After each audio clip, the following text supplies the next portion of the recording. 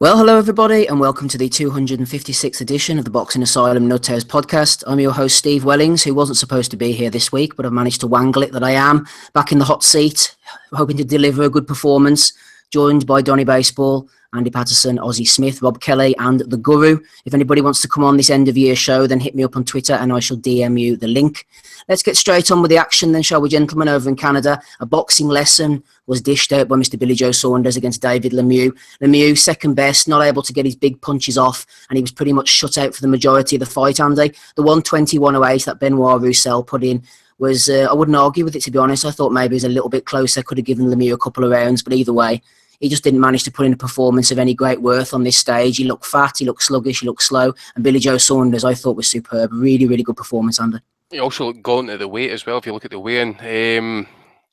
Yep, Saunders looked good. To be honest, he's probably his best performance since maybe the Andy Lee fight. I wouldn't say it was 121-108, but I'm not going to quibble about the scorecards. Saunders clearly won it right out of the park. I would say like 118-110 probably. Has probably been very generous to Lemieux. 7th round, I think you could, as I says earlier on Twitter and that, you know, Billy Joe simply unzipped him and asked him, what do you want, the length or the tip of it, you know, because he's just, at that point, you could really just think to yourself, if Saunders really just had a wee bit extra dig on him, you know, I'm not saying he's gassed, his gas tank kind of maybe kind of started to kind of wane a wee bit as the fight went on, but I think you could have really kind of stepped it on there and really got Lemieux out of there. But no, he did what he had to do. You know, that's no Billy Joe's game. He's got to box, he's got to move. I did say last week, if he got the jab on point, he would be absolutely well up within that fight. I did expect it to be kind of closer fight on the cards, because I did think if Saunders was looking for a breather, he'd maybe go to the ropes, and that's maybe when Lemieux might have been starting to get the kind of tee off on him, but that never happened. Anytime Lemieux got any distance, he's rolled out underneath, he got jabbed. I mean, he's zero head movement, absolutely zero. Billy Joe Saunders could have actually won that fight on one punch only, and that was just simply on the jab. He could have jabbed and moved all night long and actually just won the fight handedly as well. But if I get me around, it might be in round 8. You can see that Saunders, he kind of throws the left hand and he kind of throws a kind of unorthodox right uppercut. And you can see Lemieux actually getting, you know, it's like, what the fuck was that? Pure frustration. You can see it in his face, it was written all over him actually. So, you know, you got to say, you know, Saunders done what he had to do. Certainly puts himself right into the shot window, because obviously Lemieux's had the kind of heavy push of Golden Boy and stuff like that. He's always fell short when he's had to step up to kind of proper and maybe true world class. I've just seen some comments on Twitter there before we came on and stuff. Obviously he got beat down off Golovkin. You know, if you go back, I remember Lemieux coming up. I remember he was at 11-0 prospect, and up until the point he got beat off Rubio and stuff, everybody believed this guy was the next big thing in boxing. I'm not shitting you. All these comments are they're there on Twitter, they're there on the forums and stuff like that. Lemieux was getting touted as the next big thing in boxing, and then Rubio comes along. Alcine really did look poor in those 2 fights. Gas tank was always a question mark, and then as I say as well, I mean, I'm not trying to kind of call the guy. You know, I've never rated the guy. But, you know, against Nandam, take the knockouts out of that fight, and look how Nandam was boxing in the rounds he was actually getting knocked down, and he was winning the rounds until he actually got fucking caught. So, really, a guy, he hasn't really got a kind of really proper legit win in there, which, you know, it's no hating. Simple matter of fact. A lot of people, you know, especially Americans, were backing Lemieux to knock out Saunders. They did think the gas tank wasn't going to last long. I didn't think it was going to be looking too good as well at one point with the gas tank, but he managed it. Did what he had to do. It really did look classy at times in doing it. And obviously a lot of people knew, are kind of like maybe saying he gives Golovkin a few problems, especially Canelo and stuff like that. I'm not too sure about Golovkin in that regard, but I think he would give Canelo a few problems. But yeah, you know, I've got to hand it to Billy Joe Saunders. I didn't think he would actually win it that wide and that by that class. Actually, I did expect Lemieux to give him some sort of kind of problems. Sour grapes again for Lemieux. Absolute pish excuse. I've got a sore left hand. Where did he get that from? That seems to be all the rage at the moment. Exactly, mate. I mean, he landed that. I think he landed the left hand once for living memory, but he chased Charlotte. It's like chasing Mars bar rappers all night. He did absolutely nothing. Saunders moved it to distance. People boo him. That is boxing. boxing's not about standing in the pocket and fucking punching and just, taking shots for the sake of it. Jab, move. If you want to show a kid, a pinpoint jab, show him Billy Joe Saunders there for last night. Absolutely excellent jab. You can't fault it. Moved it to distance. He bought himself some time. He kind of went away for a walk and stuff like that. People are booing it, saying it's boring and that. But wait a minute. He's buying himself some precious seconds here, get some air on board. What's Lemieux doing? Simple. He kind of comes forward, he applauds and stuff like that. He kind of cut the ring off. He's constantly looking for the heavy shots. He didn't want the body that much until kind of later on in the fight and stuff. He had absolutely zero clue what to do. He had no plan B, and it actually proved there. So you got to say to Saunders, fair play on your performance. As for next opponent, I'd like to see him possibly going with Jacobs next. I think he needs another kind of proper test before he goes for like a Golovkin Canelo winner. So Danny Jacobs next, if politics can actually get round about that fight. I want to see that fight next for Saunders. Keeps himself sharp, keeps himself kind of awake, sharp, keeps the weight down and stuff like that, and then he can go for Canelo Golovkin winner in September. Yeah, we were discussing off air, actually, me and Ozzy earlier about, I know that some people have tried to level the criticism at Saunders that he was running, but there was no credence to that whatsoever. Maybe at times in the 12th round was the first time you could say there was a slight element of a run about it, but up until that point, there was no running about it. It was side to side, it was head movement, it was lovely footwork, Tommy. He was going from southpaw to orthodox, typical Ingle trait. He just befuddled Lemieux, just put on a clinic. I know you were saying before, and Tommy, you thought that's what was going to go down, and you picked this one right for a change. I sometimes can roll back the clock and get the odd prediction right, but I've always said it. I see what Andy's saying there now. Me and Andy, we've known each other for a long time. We've spoke about this in depth and that in the past about David Lemieux's level, going back to when he fought Rubio and Alcine and that. He's not a top level fighter. He never has been. I think he's got a lot of hype behind him, just basically through Triple G fans, because Triple G's resume was so weak. They had to look for something. They had to hype a couple of guys. So they hyped this guy. Let's just call it like it is. Every time he stepped up, faced somebody decent, he gets barred. That's pretty much it. I thought Bully looked good last night. I'm not going to go overboard with the credit.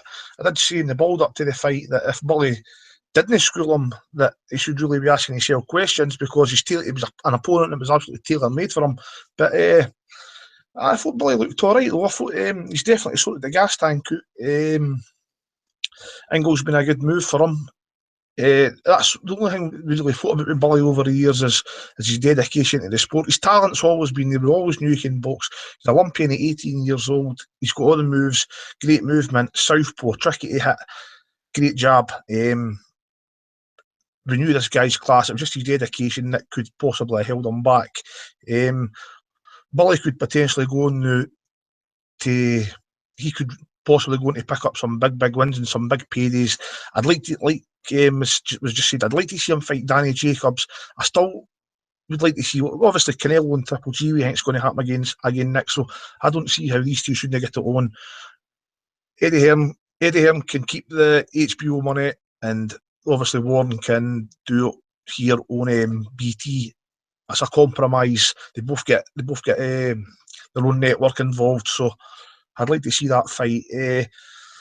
I was kind of glad for Bully last night. I've been a fan of him for a long time, and hopefully get to see him going to the big fight. I really like the Danny Jacobs fight. Danny Jacobs I was never too high on him back in the day. I still think he is chinny, but he's really grown on me now.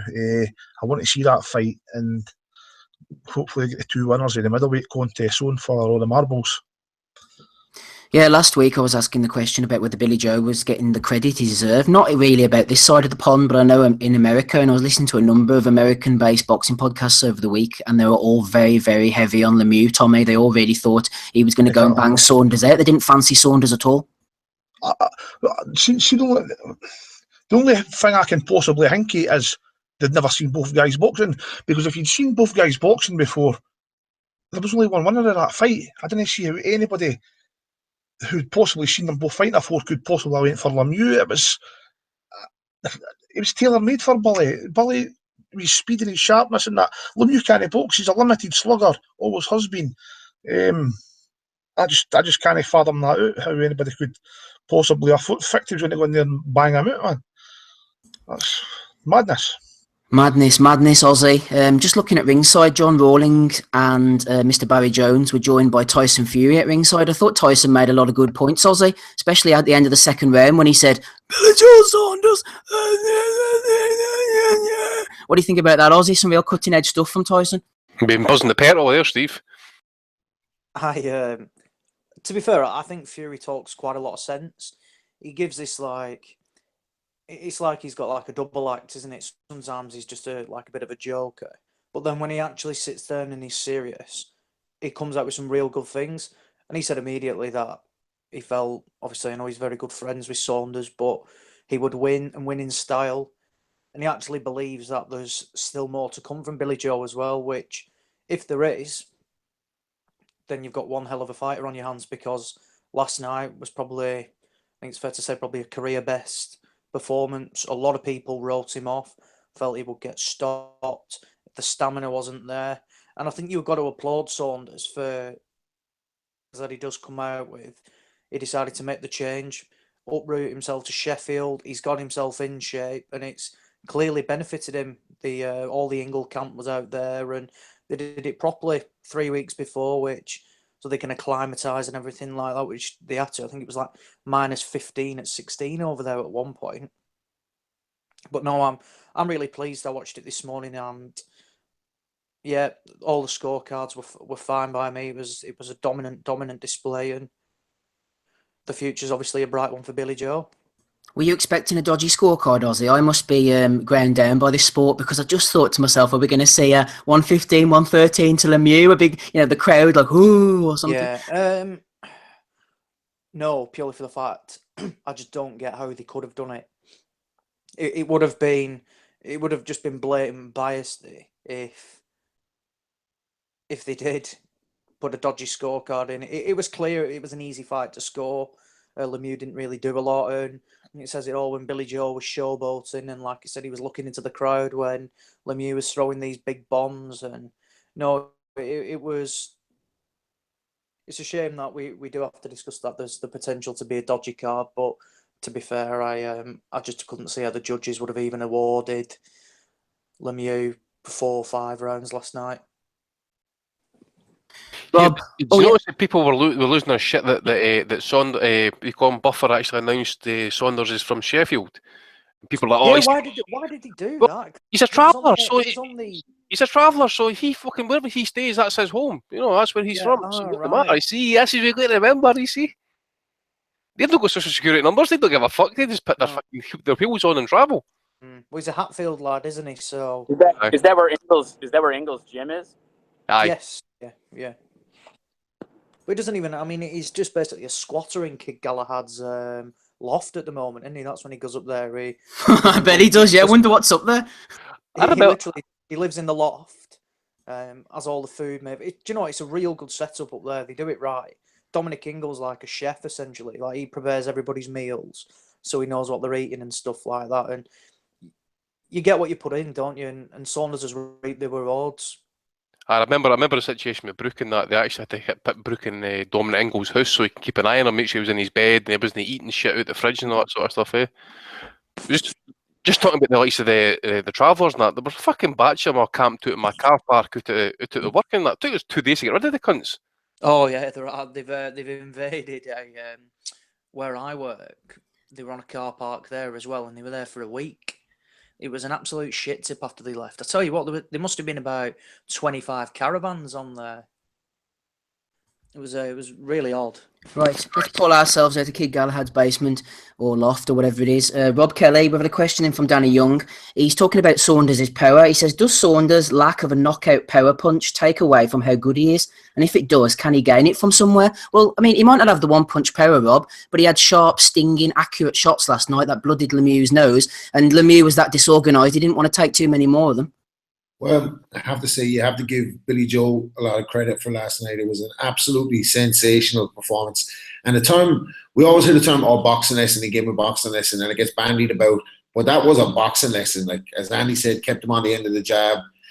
I thought, it exposed Lemieux's limitations more than any other fight, really. Like, when you saw that he couldn't cut the ring, because it wasn't like they were in tight and Billy Joe was giving him a look, say, like Andre Ward, or a little step here or there. He was literally walking circles around him, and Lemieux could do nothing about it. I think Lemieux, if he wants to stay in the sport, needs a change in trainer. Like, and I wouldn't mind seeing him with like someone like John David Jackson, maybe, who could get him to box to a plan, because his feet are absolutely terrible. Like, the feet were the main difference, because Billy Joe was able to keep distance with his footwork, and then just bang him with the jab when he could see him coming in. And we said last week, like, really only Lemieux had to worry about the punch. Like, and once he knew he couldn't hit him, he just started to toy with him. I thought he could have maybe get it out of there, put his foot down, but at the end of the day, he's over in Canada.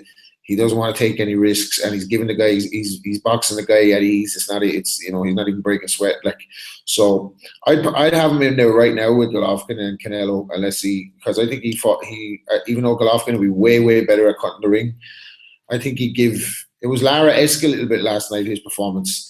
That's not in a disrespectful way. I'm a big fan of Lara. Like, I just thought his movement was brilliant, his angles, everything he did. He just boxed perfectly. But Lemieux, where does he go from here? He looked dead at the weight. He looked like he got psyched out of it as well as the boxing lesson. So I think he needs to change the trainer if he wants to stay in the sport. But lots of credit to Billy Joe for that performance. Can't knock him. Rob, just looking at Billy Joe's next fight, we had a question in from the Boxing Madman. He said, do you think that Warren and Hearn could put their egos to one side and enable a fight between Saunders and Jacobs to happen? Well, I think that actually benefits Eddie Hearn more than it does Frank Warren, because Frank has the champ. You know what I mean? And he could, in fairness, off the back of that performance, he could probably preserve Billy Joe and keep him in another fight. Maybe not against such a light body, but maybe then you want to keep Billy Joe turned on, like you said. He mentioned in one of his iFill interviews that you could see his demeanor anyway in his recent interviews over months, that he felt like he was fed up with boxing. And sometimes in career goals, you know what I mean, you get somewhere and then the goalpost move, you want to get to the next place. And when he got to the world title, it seemed like he wasn't really, I don't know, he was messing about with his career and all that. Like, so he looked focused last night. He spoke about the fear of losing. He was talking about James DeGale, and I just thought, like, you know, he's living the life now and he's in great shape, and he puts in a performance like that. And allegedly, you know, DeGale is not, and they were both in the same Olympic team, and Gavin didn't live the life. And it really comes down to it these days that you gotta be living the life if you want to be in the top level of the sport. Like, well said, Rob. You got to be living the life if you're on this podcast, Donny. That's the way it goes. Chad Sexington, he's made a confession. He said, I totally underestimated Billy Joe Saunders. This is complete domination, but that just makes me more angry that he hasn't done hardly anything since he got the belt. He should be active and taking on top names. Hopefully we'll see that in 2018. Looking forward to a big 2018 for Saunders after upsetting your man Lemieux, Donny. Well, I don't know if he was my man. I picked Saunders to win this fight. I just thought it would be a little bit closer, and I just thought he might have a little bit of trouble getting a decision in Montreal. But really, you know, Saunders just, I mean, he put it beyond any potentiality for a robbery. He dominated him so thoroughly that, I mean, I couldn't have ever predicted exactly how profound the schooling would be. And as Rob said, you know, we talk about a schooling all the time, but I mean, really, this was like the Billy Joe Saunders Boxing Academy, and he was like the professor emeritus coming back to give a lecture to all the first-year students. I mean, he just completely and totally dominated him, pillar to post, opening bell to closing bell, left no doubt. I think that he would give Canelo a little bit more problems than he would GGG, because I think Triple G is an expert at cutting off the ring. And actually, there's a really great video online that shows some of the techniques that Triple G uses to cut off the ring, including what he calls a kind of pivot shift, where sometimes actually Golovkin will at least for a temporary split second split from orthodox to southpaw, basically, and pivoting off of the front foot to try to pin somebody down and get him in the corner or whatever. I mean, he uses a lot of really, high-level techniques to get somebody to cut off that ring. I think that Canelo has kind of slow feet and maybe wouldn't be as adept at cutting off the ring in Saunders, and I think that Saunders could give him a lot of problems. I think what I would like to see is that actually last night when I was going into the fight, I was like, I think Saunders will win, but because he sat on that belt for so long and because he kind of blatantly more or less dug Triple G, I was like, I hope he loses. Last night, actually, though, he kind of made me like him again, and he seems to really have found something with Dominic Engel. He seems to not be basically blowing up between fights. He seems to be coming in shape, making the weight easy. He looks good. He seems to have a gas tank that's like ready to go 12 rounds if need be. He frankly looks better than he ever has before.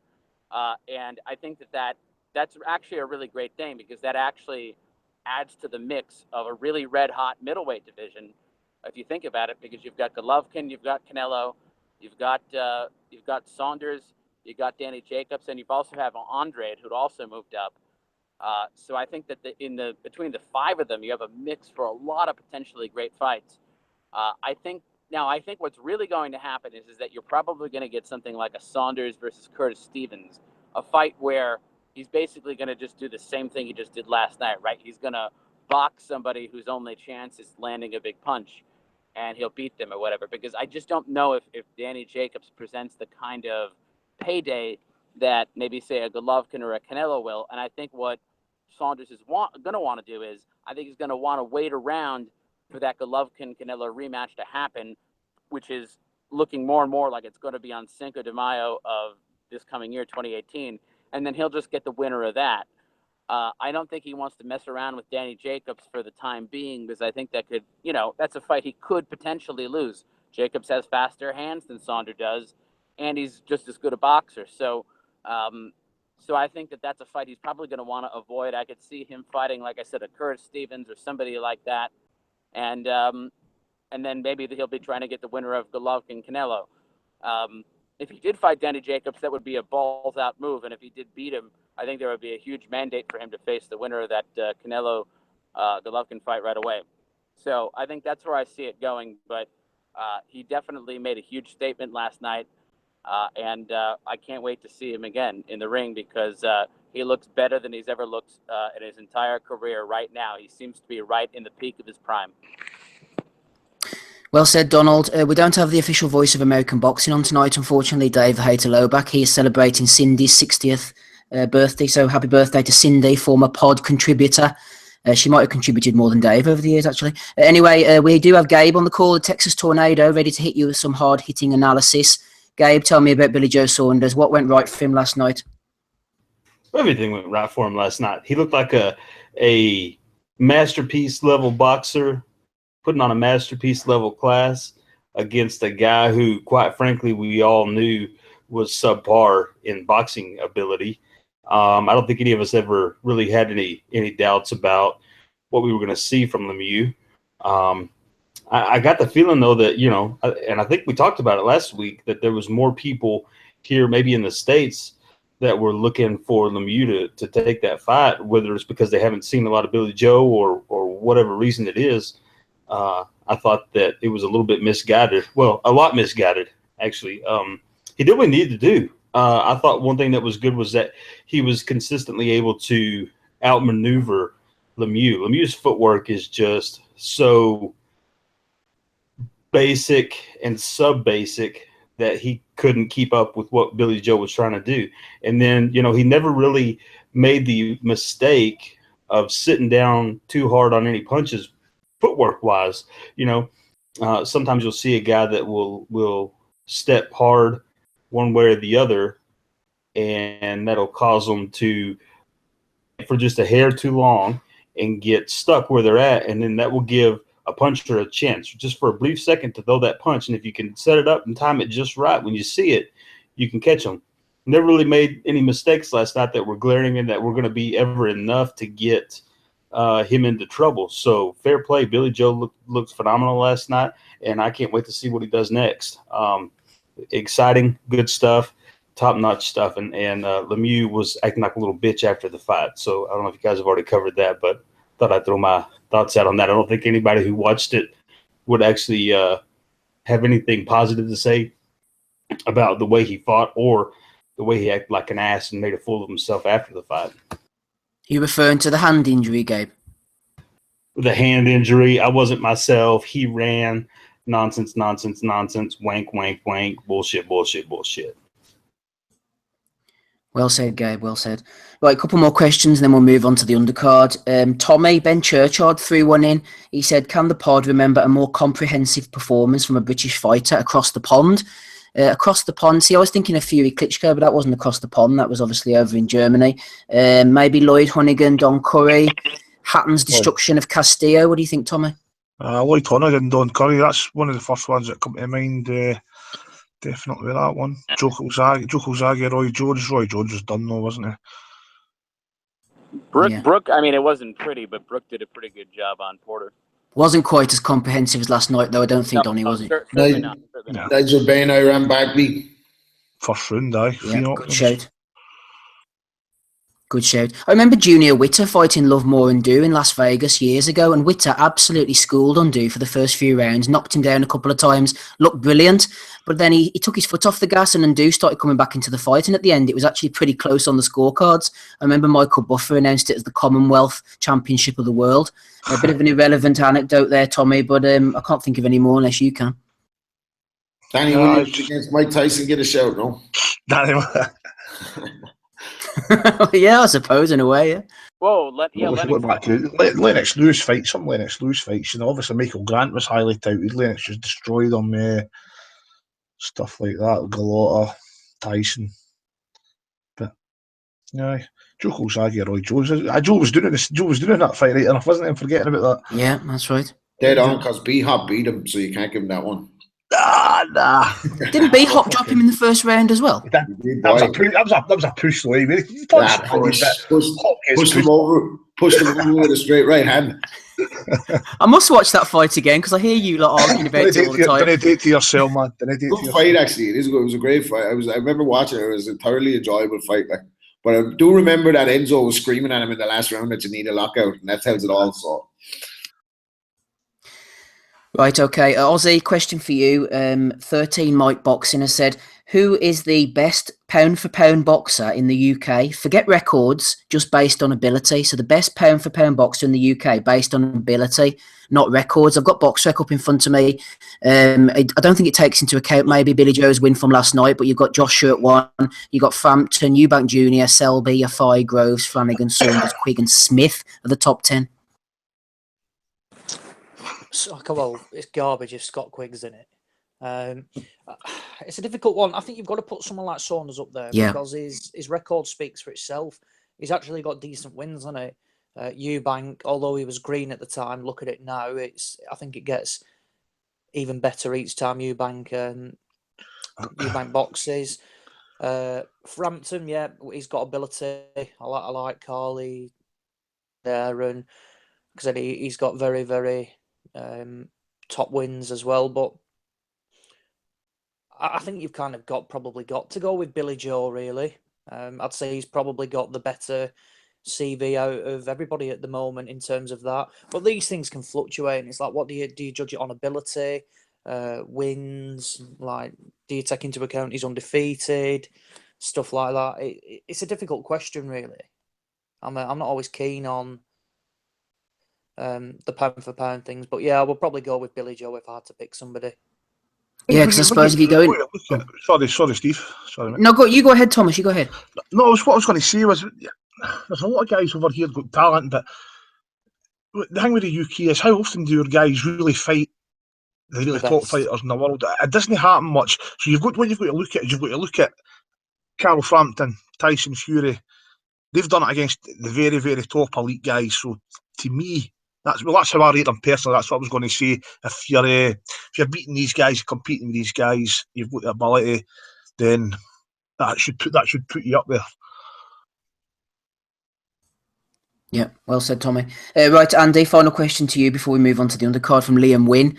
He said, regarding Billy Joe Saunders, how would he have fared in the Boxing World Super Series tournament up at super middleweight? So if Billy Joe had gone up to super middleweight, Andy, for this tournament, how do you think he would have got on against some of the guys who were involved? Well, I'm assuming he would be one of the ranked guys, so he'd handle Brandt, he would handle Bremer, I would expect. I think Cox might have given him a slight bit of problem because considering how aggressive Cox is and that, but he'd have worked him out in the end anyway, especially by the midway point. He'd have started kind of getting off. Who else we got? Scotland. I think he would have beat him as well. I could have problems like say maybe Callum Smith. Yeah, I think so, Andy. Purely because of the size and the range of the guy. Groves, definitely. Groves is a big dude for super middleweight. And who else we got left here? Yildirim. He'd struggle against Yildirim, TBE. Bum. And he's already got the win over Eubank. And you see, to be honest, just going to Eubank, actually, I think, going back to his last fight, people gave me shit for saying, oh, well, you never really kind of gave him a lot of credit. And your tunes changed now, that sort of stuff. That just be real here. Eubank is still, an unknown commodity as such. His career, but his whole kind of resume hangs on him beating Groves. If he beats Groves, I will be the first to step up and give him his due, regardless what people think of what kind of condition or whereabouts Groves is in his career at the minute. But if he wins that fight, I'll give Eubank a lot of credit. But I would definitely say, depending on how the draw worked out and where Billy Joe fell in it, I would think you would need to put him definitely into the final, especially against some of the names that I mentioned there at least. Yep, I agree. Donny's disappeared. We've lost him. Hopefully we'll get him back again. Gabe, here's a question for you. We know we're very politically correct on this show, so we've had a question in from McKetch. He said, who are boxing's pound-for-pound level women? And I don't think he's talking about their in-the-ring endeavours either. We've got Mira Salido, Eloise DeGale, Miss McDonnell, Lemieux's girlfriend, and Thomas White says, how about throwing in Linares? His missus in is there. Who do you like having a look at ringside, Gabe? I don't know. That's kind of a bad question for me. I guess I haven't really paid much attention to some of that stuff. I'm trying to think. Cole's missus. I mean, I suppose. I don't know. She doesn't. I mean, she's good looking and everything. Doesn't do a whole lot for me. Sakio Bika's missus. I don't know if I've seen her. Judging by that guy, I don't know. Oh, she made Michael Moses' wife look like a model, man. Isn't Jorge Linares, isn't his gal pretty? She's a looker. She's definitely a looker, aye. She's nice. I always had a soft spot for. I always had a soft spot for Molly De La Hoya. What about the wife? What about the strippers that Floyd owns? He just buys them off the boat and stuff like that. No, I don't know. What about Kathy Duva, Gabe? Kathy Duva, no? I can't keep track of them. Nah, Kathy Duva's got cap teeth now, so you just know what's behind them, eh? Nice lady, though. Lovely lady. Any final comments, Gabe, before we move on from this black hole, this morass? No, that's a terrible question. I didn't have time to prepare. I'll before our next pod in the new year, I will go through and be sure and get back and give a definitive pound for pound list. Excellent. Thank you, Gabriel. She'll hold you to that. Talking of lists, we're going to be doing our end-of-year reviews coming up in the second half of the show. So if anybody has any fights of the year, knockouts of the year, anything like that they want to put forward, hit me up on Twitter and I shall add them in. We're not going to do a pick 'em and at the end and all that. We're just going to mention each category and then everyone have a bit of discussion and a bit of a chat on whatever they want. We're not going to keep it that formal. Right, Rob, let's go on to the undercard here. Antoine Douglas against Gary O'Sullivan. Spike, good 7th round knockout win for Spike. And Rob's going to be enjoying this one. Antoine Douglas doesn't fare too well against guys of Spike's ilk. Against Kurtzidze, he was backed up against, hurt by the power and not able to respond. And Spike just did what he does well, hit hard and often, pushed Douglas back, and Douglas didn't like what he was receiving. Yeah, I mean, credit to Spike. It's great to see an Irish guy on HBO, you know what I mean? We don't see it often enough, so brilliant for him to get an opportunity over there on a big card like that. And I think he sensed early in the fight that the guy was vulnerable, you know what I mean? And he wasn't exactly will of the wisp. He was easy to catch, so he just started winging his shots in. He's got some kind of brutish strength, and when he got him hurt, he just finished him. I think the ref could have jumped in maybe two or 3 seconds before that. I don't think you need to see the kid take a punishment like that, especially when he's gone stiff against the ropes. Like, he could be playing possum, granted, but he looked like out of there as soon as he got hit when he got cracked. Like, so sets up a big fight for Spike. Like, I don't know, maybe a fight with a keep busy fight for Saunders, if you like. I don't know, that's not to be disrespectful to Spike, but he's levels above him. He showed that the last time, so I don't know where it puts him in a position to get a fight like that, but I'd like to see him. I'd like to see him again. He gives his all, comes to fight, and I think he's got his vulnerabilities, obviously, but I think he's only got losses to Eubank and Saunders, hasn't he? So yeah, there's fights out there for him. So good on him, like, good on him. He took his chance. He got a chance over there and he didn't wilt. He went for it, didn't he? So. Here, Rob, I know that you'll love this niche reference. You know, Douglas reminded me of looks-wise, but also style-wise when he came out. He had a look at the Tyrone Trice about him, I thought. Christ, he's gone back there, yeah, I guess, yeah. But whatever, he doesn't look like whatever he looks like, he doesn't look like much of a fighter. Not to take too much away from Spike's performance, but I think middleweight is too much of a tough division for a guy like that. Like,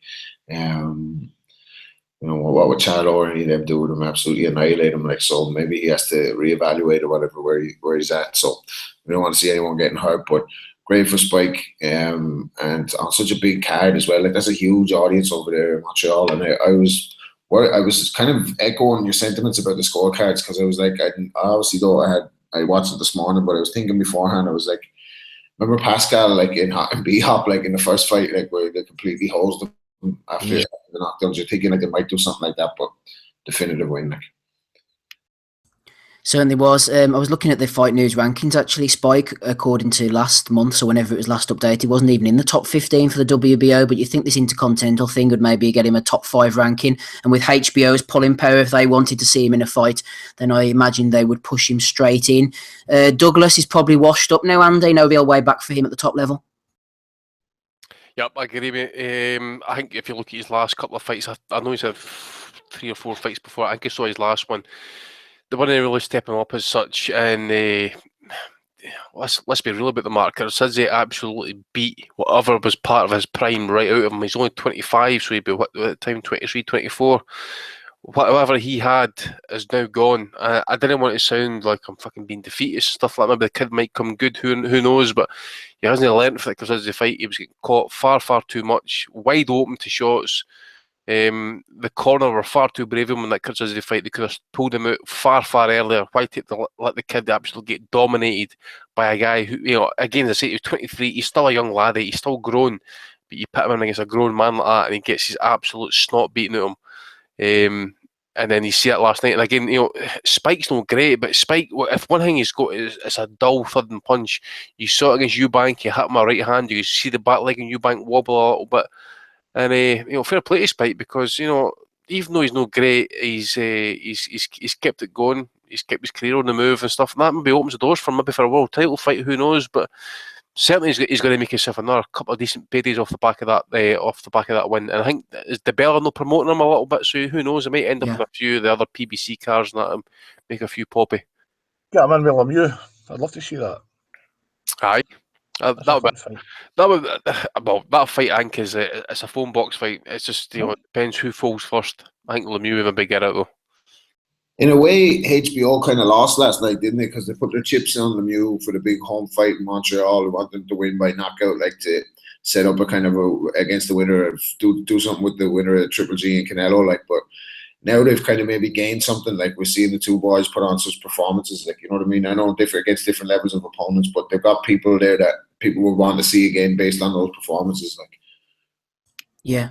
Well, this is the thing, Gozzy. I mean, Spike, you would think now will be looking for another date on HBO of some description. One fight I always wanted to see him in, and I thought would be a good fight, was Spike against Conrad Cummins. I know Cummins is in a very different place in his career at the moment, but I did think at one point that would be an excellent fight to make real come forward stuff. I like that. That fight. Two big punchers, aren't they? Yeah, that's something that you can potentially see, and it's always good. Like, it's a bit of a domestic dust-up.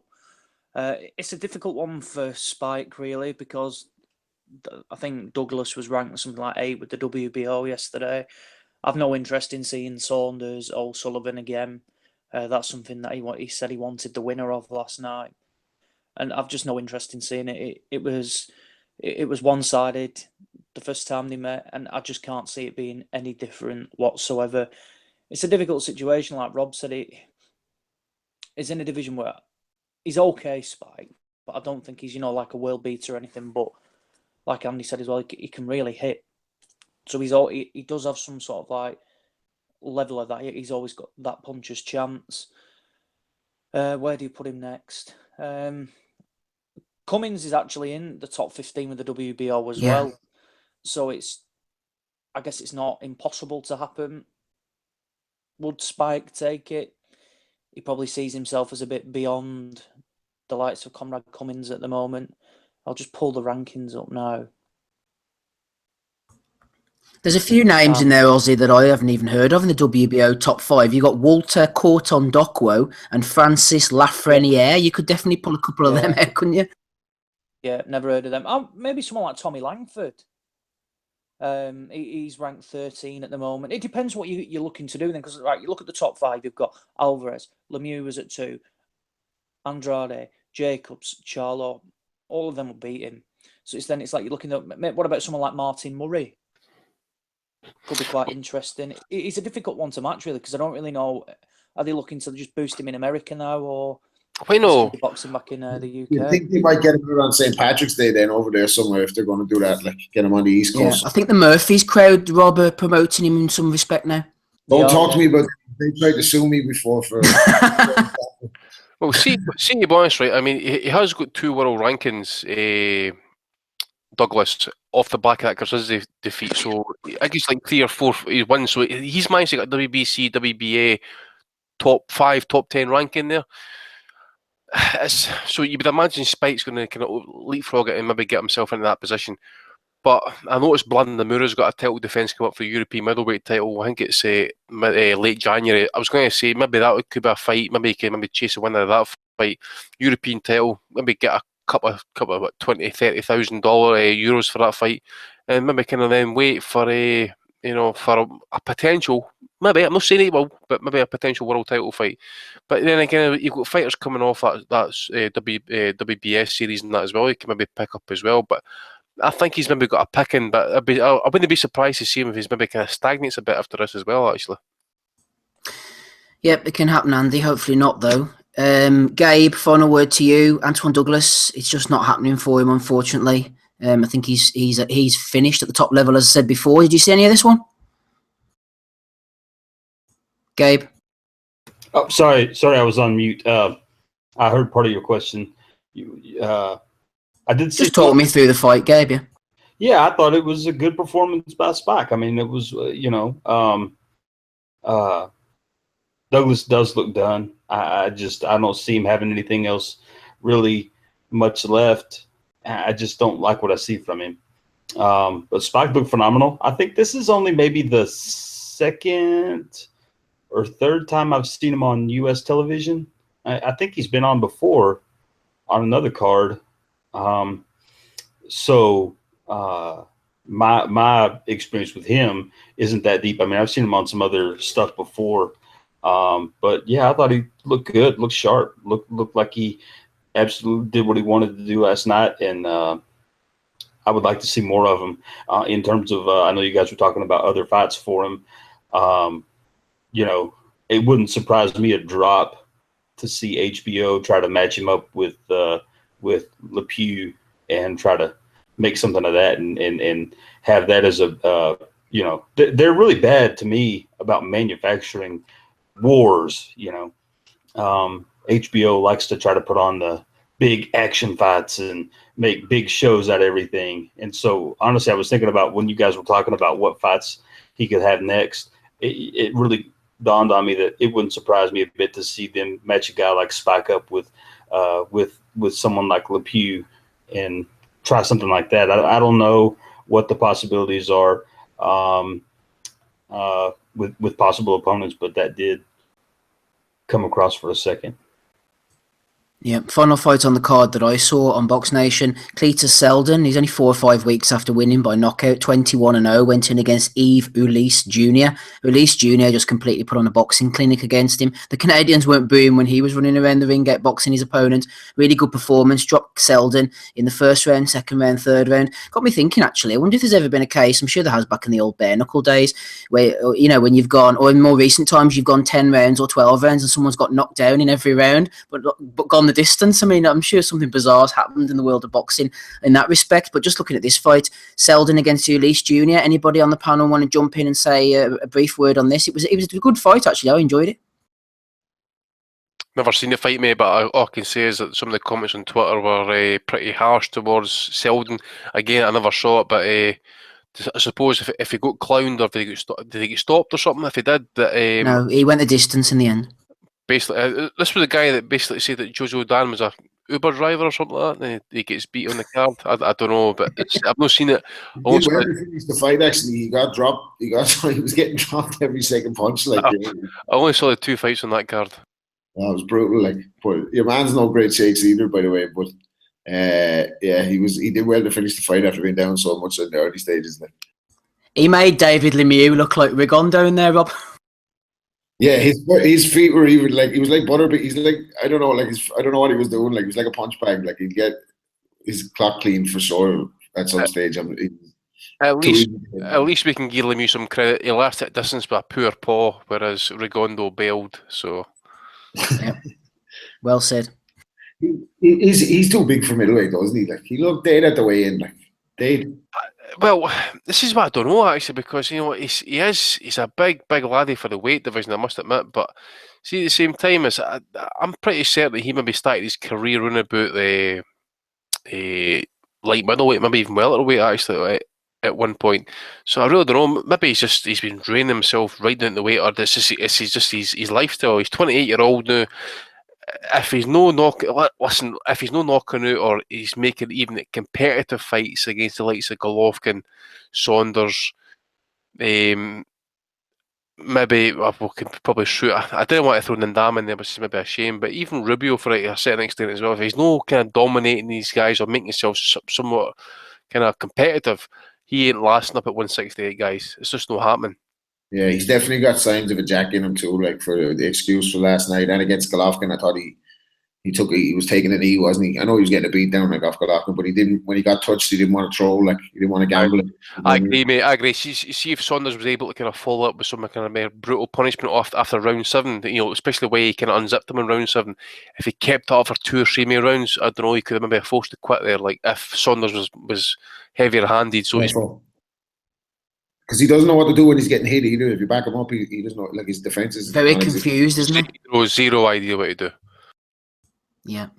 I remember interviewing Lemieux back in about 2009. I think it was when he was on the way up. He was only about 19 or 20, and I think he was one of these stereotypical cases who was in trouble and got dragged in basically by his ears into the gym. So he's done all right for himself, but yeah, he's got a bit of a muffin top going on now, and I wonder how much his heart is still in the sport. Forget about that. Let's get a bit colder. Let's go over to Russia, Tommy. Unfortunately, Donny's not with us to discuss the rise of Evgeny Chuprikov from last week. His fight against Ojeda was the only one I saw, actually. It was a pretty good fight. Kabanov got a win against Watanabe, but Alexander Povetkin, haven't seen it, Tommy, against Christian Hammer. Apparently, it was a 12-round bore fest. I've been advised not to watch it. Did you see it? Tommy's probably arguing on Twitter then, probably. Tommy's away. We don't know where he is. Maybe he's collecting his Chinese or something. Andy, I know you saw it. You sat through the punishment, didn't you? I did a wee bit, mate. I tell you what, man. I know I was in the pay-per-view, but see the Russians, they love to drag their shit out. That car started, I was off on Friday, and it was 1:30 that car started live on YouTube. The Sky card didn't start till 6:30, so they showed the Kurbanov fight. So Povetkin, I don't think started about 7:30. So there's like 6.5 hours, 6 hours worth of fucking boxing, and after each fight, it must have lasted between intermissions, so like 30 minutes each time. Anyways, that's about the basic breakdown of the fight, because Povetkin, he tried to make a fight. Hammer, okay, he had 20-30 pounds on the guy. He was absolutely negative, absolutely awful. There's absolutely no other kind of. That is probably the best I can put it. Povetkin tried his best to try and get rid of the guy. He looked a lot slimmer than what he did beforehand. But again, if your opponent's not going to fight with you, it's a bit like Calzaghe against David Reid. When was it David Reid? Who's the guy he fought again? I think Calzaghe? Calzaghe. It was one of the Tyson undercards. Tyson was fighting in Denmark. Oh, Will McIntyre? No. I think it was David Reid. So I don't think Calzaghe ever fought David Reid. Did he? Reid was welterweight. Somebody he ran the whole night anyway. David Starry. David Starry, that's the one. You should know that, Andy. Oh fuck, David Starry. So that's who Hammer reminded me of on Friday night. Absolutely ran the whole fucking distance. The fight against Chuprikov and Pablo Manuel for Argentina was decent enough scrap. It was back and forth, 10-round action.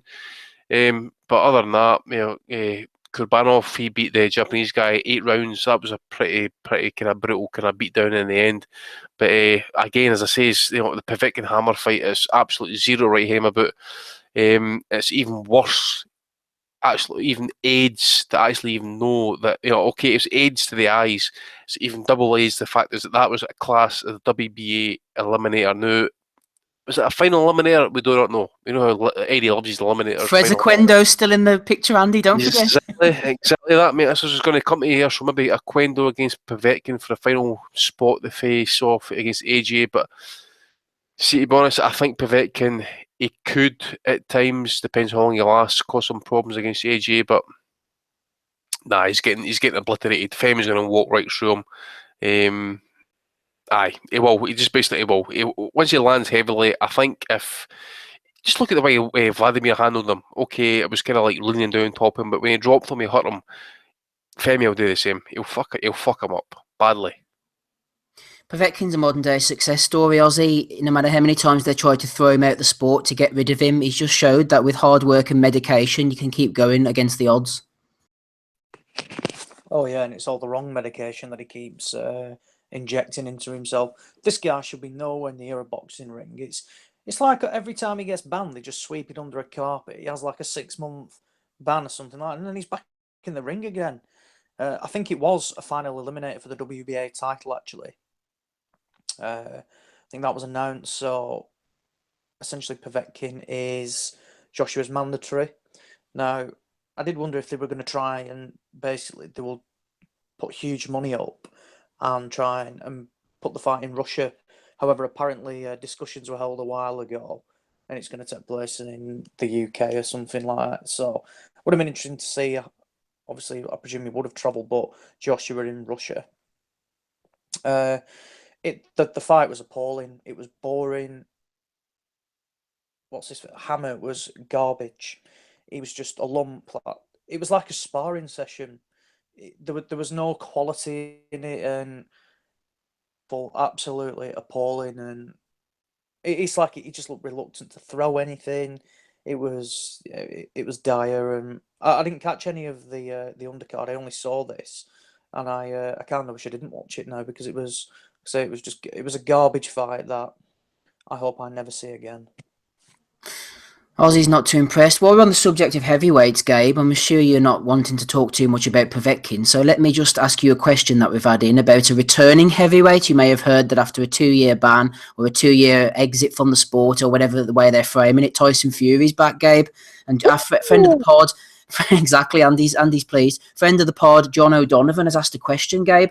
He said, why are the Furies getting off scot-free in even hardcore fans' eyes when you compare them to the likes of Kid Galahad? The hypocrisy from within boxing has been amazing also. Do you think the Furies, particularly Tyson, is getting too easy of a ride on this return, Gabe?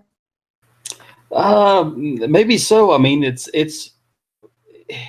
you see this all the time in this sport, and I don't want to go so far to say that it's consistent and happens every month or every other week or anything along those lines, but you just constantly see hypocrisy with the way things work for certain people. I mean, if it's somebody that is valued like Fury, you see the fans, the media, everyone gets behind them, and I completely understand what this guy is saying. I do think it's a little bit hypocritical the way that the Furies are just coming right back in, and then it gets made to look like it's not a big deal at all. But then you have a guy like Povetkin, I mean, who's been blasted, destroyed, people chew him up and spit him out. I don't want to put him on the same level because I don't think it's the same level. So I could understand why that guy thinks that way about the situation. I mean, I do think, like I said, I think that people get certain things get overlooked by certain people, and other people get unfairly railed against by those very same people. I just think it's a little bit hypocritical. Maybe. I think it's a good question. I don't know. I'm personally not upset at all to see Fury coming back, though. I think it's going to make the division better. It's going to make boxing better, and he keeps things lively. So I'm all for him coming back. Really, I don't get too wound up on any of that shit so long as it's somebody that,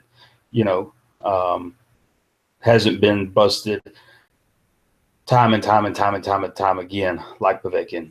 I think that is a little bit stupid. And then even Ortiz, that's twice that he's been popped, and then he's not even sitting out of the WBC rankings. I think the WBC cleared him to come right back, and now there's all the discussion about him getting this fight with Wilder. So he goes right back to where he started.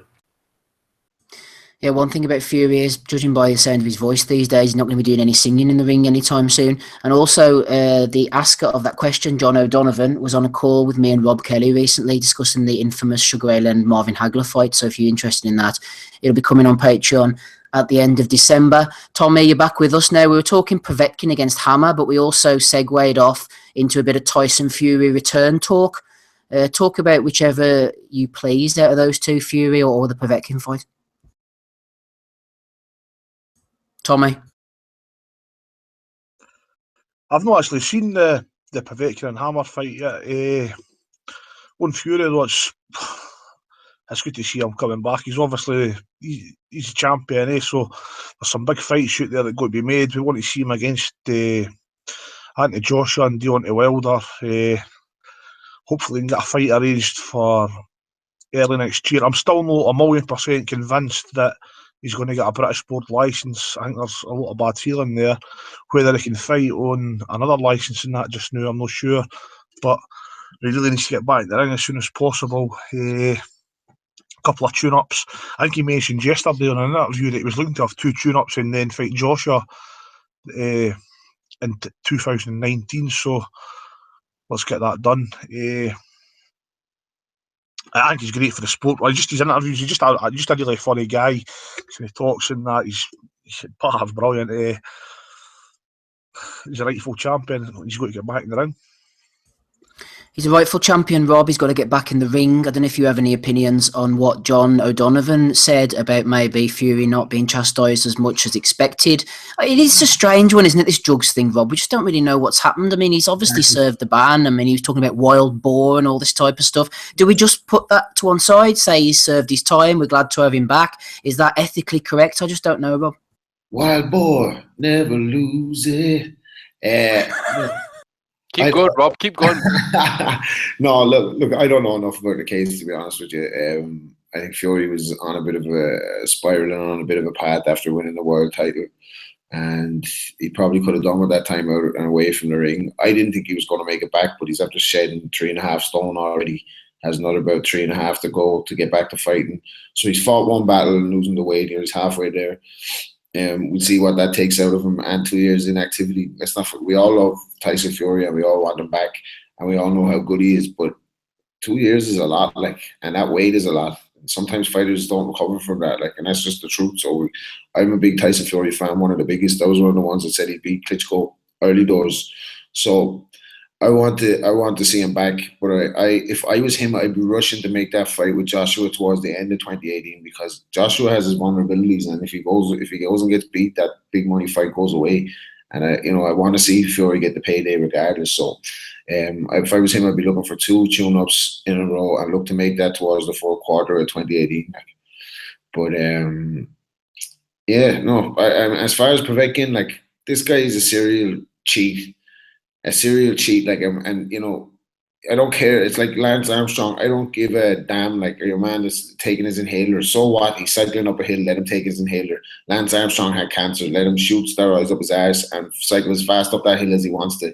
But if you're a heavyweight boxer, and you're weighing in around 19 stone, and you're hitting fellas juiced up to the gills, it just reminds me. It just to me, it's just something wrong. And that knockout that he had over Mike Perez was chilling when you think about that. He was probably juiced up to the gills when he stepped out of the car in the run up to that fight, Box Nation it was on. He steps out of a big limo with a load of security, and his head, he was like a special effects. His head was like half the size of his body. They reckon that HGH stuff is that your head grows, doesn't it? So it's just scary. But as well as that, it got me thinking that in other sports like cycling or athletics, when 5 or 6 of the top guys get caught open, what does it say about the other 5 or 6? You know what I mean? Yeah, you raise a good point, Rob, as well, because I've always thought to myself, what happens if a big lump like Povetkin or somebody hits you and, God forbid, somebody ends up in a coma with a brain bleed or a hematoma or something, and then afterwards the person who did it, whoever it is, gets popped? I mean, you know, you're in dangerous territory then, really, you know, so I agree with... But for the sport, because, you know, so, you know what I mean? Everybody's so PC and goody-goody now. That happens and somebody gets popped. They're going to be rallying and campaigning like never before to get, and some states will fold and it's going to be harder to put on boxing shows. So for the good of the sport, we should hope testing gets better and it can somehow soon get eradicated. Like. Yep, I'm sure that's something we can all get on board with. Final card of the weekend. Anyone feel free to jump in on any of the fights here. I haven't seen a single stitch of it, to be honest with you. Diego Chavez got iced with a body shot by unheralded Jamal James. Ivan Redkach got knocked out in the 4th round by the big punching John Molina Jr. Wally Amatoso defeated Freddy Hernandez. And Jesse Vargas returned with a win over Aaron Herrera. Anybody see any of this action? Yeah, I saw... who was it? I saw... I don't know. My wife's got the fucking stitch machine right here. Who was it? I seen Diego Chavez getting iced. That guy's massive. That guy, James, 6'2", welterweight. Last time I saw a guy that size was a fucking Tommy Hearns. Iced with a body shot, left hook to the body. Chavez is basically shot on his world ranking. I think he was ranked something like 6 with 2 or 3 of the bodies and stuff. So that's probably the upset of the weekend. Actually, never mind Saunders outclassing and, you know, shutting out Lemieux. I think I've got to say Chavez getting ice off James like that actually is going to be the upset of the weekend. I think Chavez is done now, because this James, I didn't really know too much about him, Andy. I mean, it looks like Chavez, we could see the end of him. I've never seen the guy as well, mate. I went through his record earlier on there and stuff, and to be honest, you know, it's just the way the fight went and that. It was just, you know, the guy's size and reach. You know, Chavez just, he couldn't get going, man. You know, it was. And the thing is, it tells us his own story actually when you get dropped by a body shot. It tells us a further story when you get dropped off that same body shot and you cannot get up until at least a count of 15. So, you know, when he was on the ropes, he got absolutely pummeled and just slipped that left hook right under the right elbow and just absolutely done the guy. It was a great, I love a body shot knockout. I really do, but that was up there actually. And they get ice in 3 rounds like that. That's up there. That's bad. You know, as I said, I was going through Jamal James's record earlier on there. I'd probably say his best win's probably Jojo Dan, and that is it. I mean, that I can't think of anybody else off his record that I saw that was remotely kind of sticking out to me at that point. Chavez iced. Anyone else from that card, or should we move on? No Jesse Vargas, love? The Molina fight was a cracker. Molina Redkach, absolute brawl. Absolute brawl. Worth watching that one. I remember seeing the stoppage and that, but I didn't see Jesse Vargas. And I remember the guy that he fought. Actually, I remember watching him against Brandon Rios earlier on this year. That was Rios's comeback fight, and Ridge's Progress actually knocked him out in 1 round in that. So I don't know how much you want to win in that. I know Jesse Vargas, he's been at the ring now for over a year, so I suppose we shouldn't go too hard on the guy. He did shut the guy out, 189 points on 3 scorecards. So I don't think we can go too heavy on him. Don't go too heavy, please, Andy. Never a puncher anyway, was he? No, not really, no. Right, let's see, a couple more questions we have. Let's go to the Guru, always good to hear from him. In the Mix has asked a question. He said, James DeGale's best win is Durrell, with losses to the top-rated Groves and unheralded Caleb Truax. DeGale, is he another fighter, Tommy, who has been ruined by Al Heyman? Despite his obvious talent, DeGale's accomplishments pale to that of Froch and possibly Groves. What do you reckon? Come on, Tommy. Has he been ruined by Al in Uncle Al's basement? Absolutely not. No. I don't think he has been either. Unless you're Steve Kim, your answer is yes. If you look at it, he's got in the world title fights. He fights with Darrell, Booty, the Badu Jack fight. He's fighting a lot of the top guys in the division. I think considering the Gross fight, I don't think he lost the Gross fight. It was very, very close, but I thought James DeGale nicked that. The Caleb True fight, he looked, there's no beating in the bush, he looked absolutely terrible. He's come off a bad injury, sorry. We don't know if he's ever going to be the same, but that was just, to me, that's just a freak. I don't think James DeGale's the same fighter now. I think that injury's time off and I think that's hurt him a lot. He's been in some hard fights as well. You've got to remember really tough fights. Jack fight really took a lot out of him. That was a grueling It fight was for brutal. You know, if you go back, I Yeah. watched that fight last weekend after the podcast, and Yeah. that was a heavy fight for both guys. But I think Jack's maybe came at the better of the two, hasn't yeah, he? his punches were far heavier, mate, especially to the body and that. And you can see that De Gea was really kind of telegraphed in that right uppercut. But we're going to need to see this rematch. I think he'll probably get the rematch. They'll deliver it for him, but I've not really got any faith in James being a top level fighter again. I think he was definitely a top level fighter back in the day, especially when he beat Darrell. He absolutely destroyed Gonzalez and Paraban. They're no elite fighters, but the way he disposed of them, then beat Darrell, it was absolute class. I think Heyman's done all right with him. I think he was a top fighter. I think he beat Groves, but I think he's done now. What about Selby last week, Tommy? You weren't on. What did you make of his performance? I've never seen the whole fight, mate. I've just kind of seen bits and bobs of it, but it looked to me like just a typical Lee Selby performance in that. It looked like in spots he was controlling it, and as I say, I've never seen it all, but Selby's Selby, isn't he? So, and what about Anthony Yard against Shez Locker? Did you see that?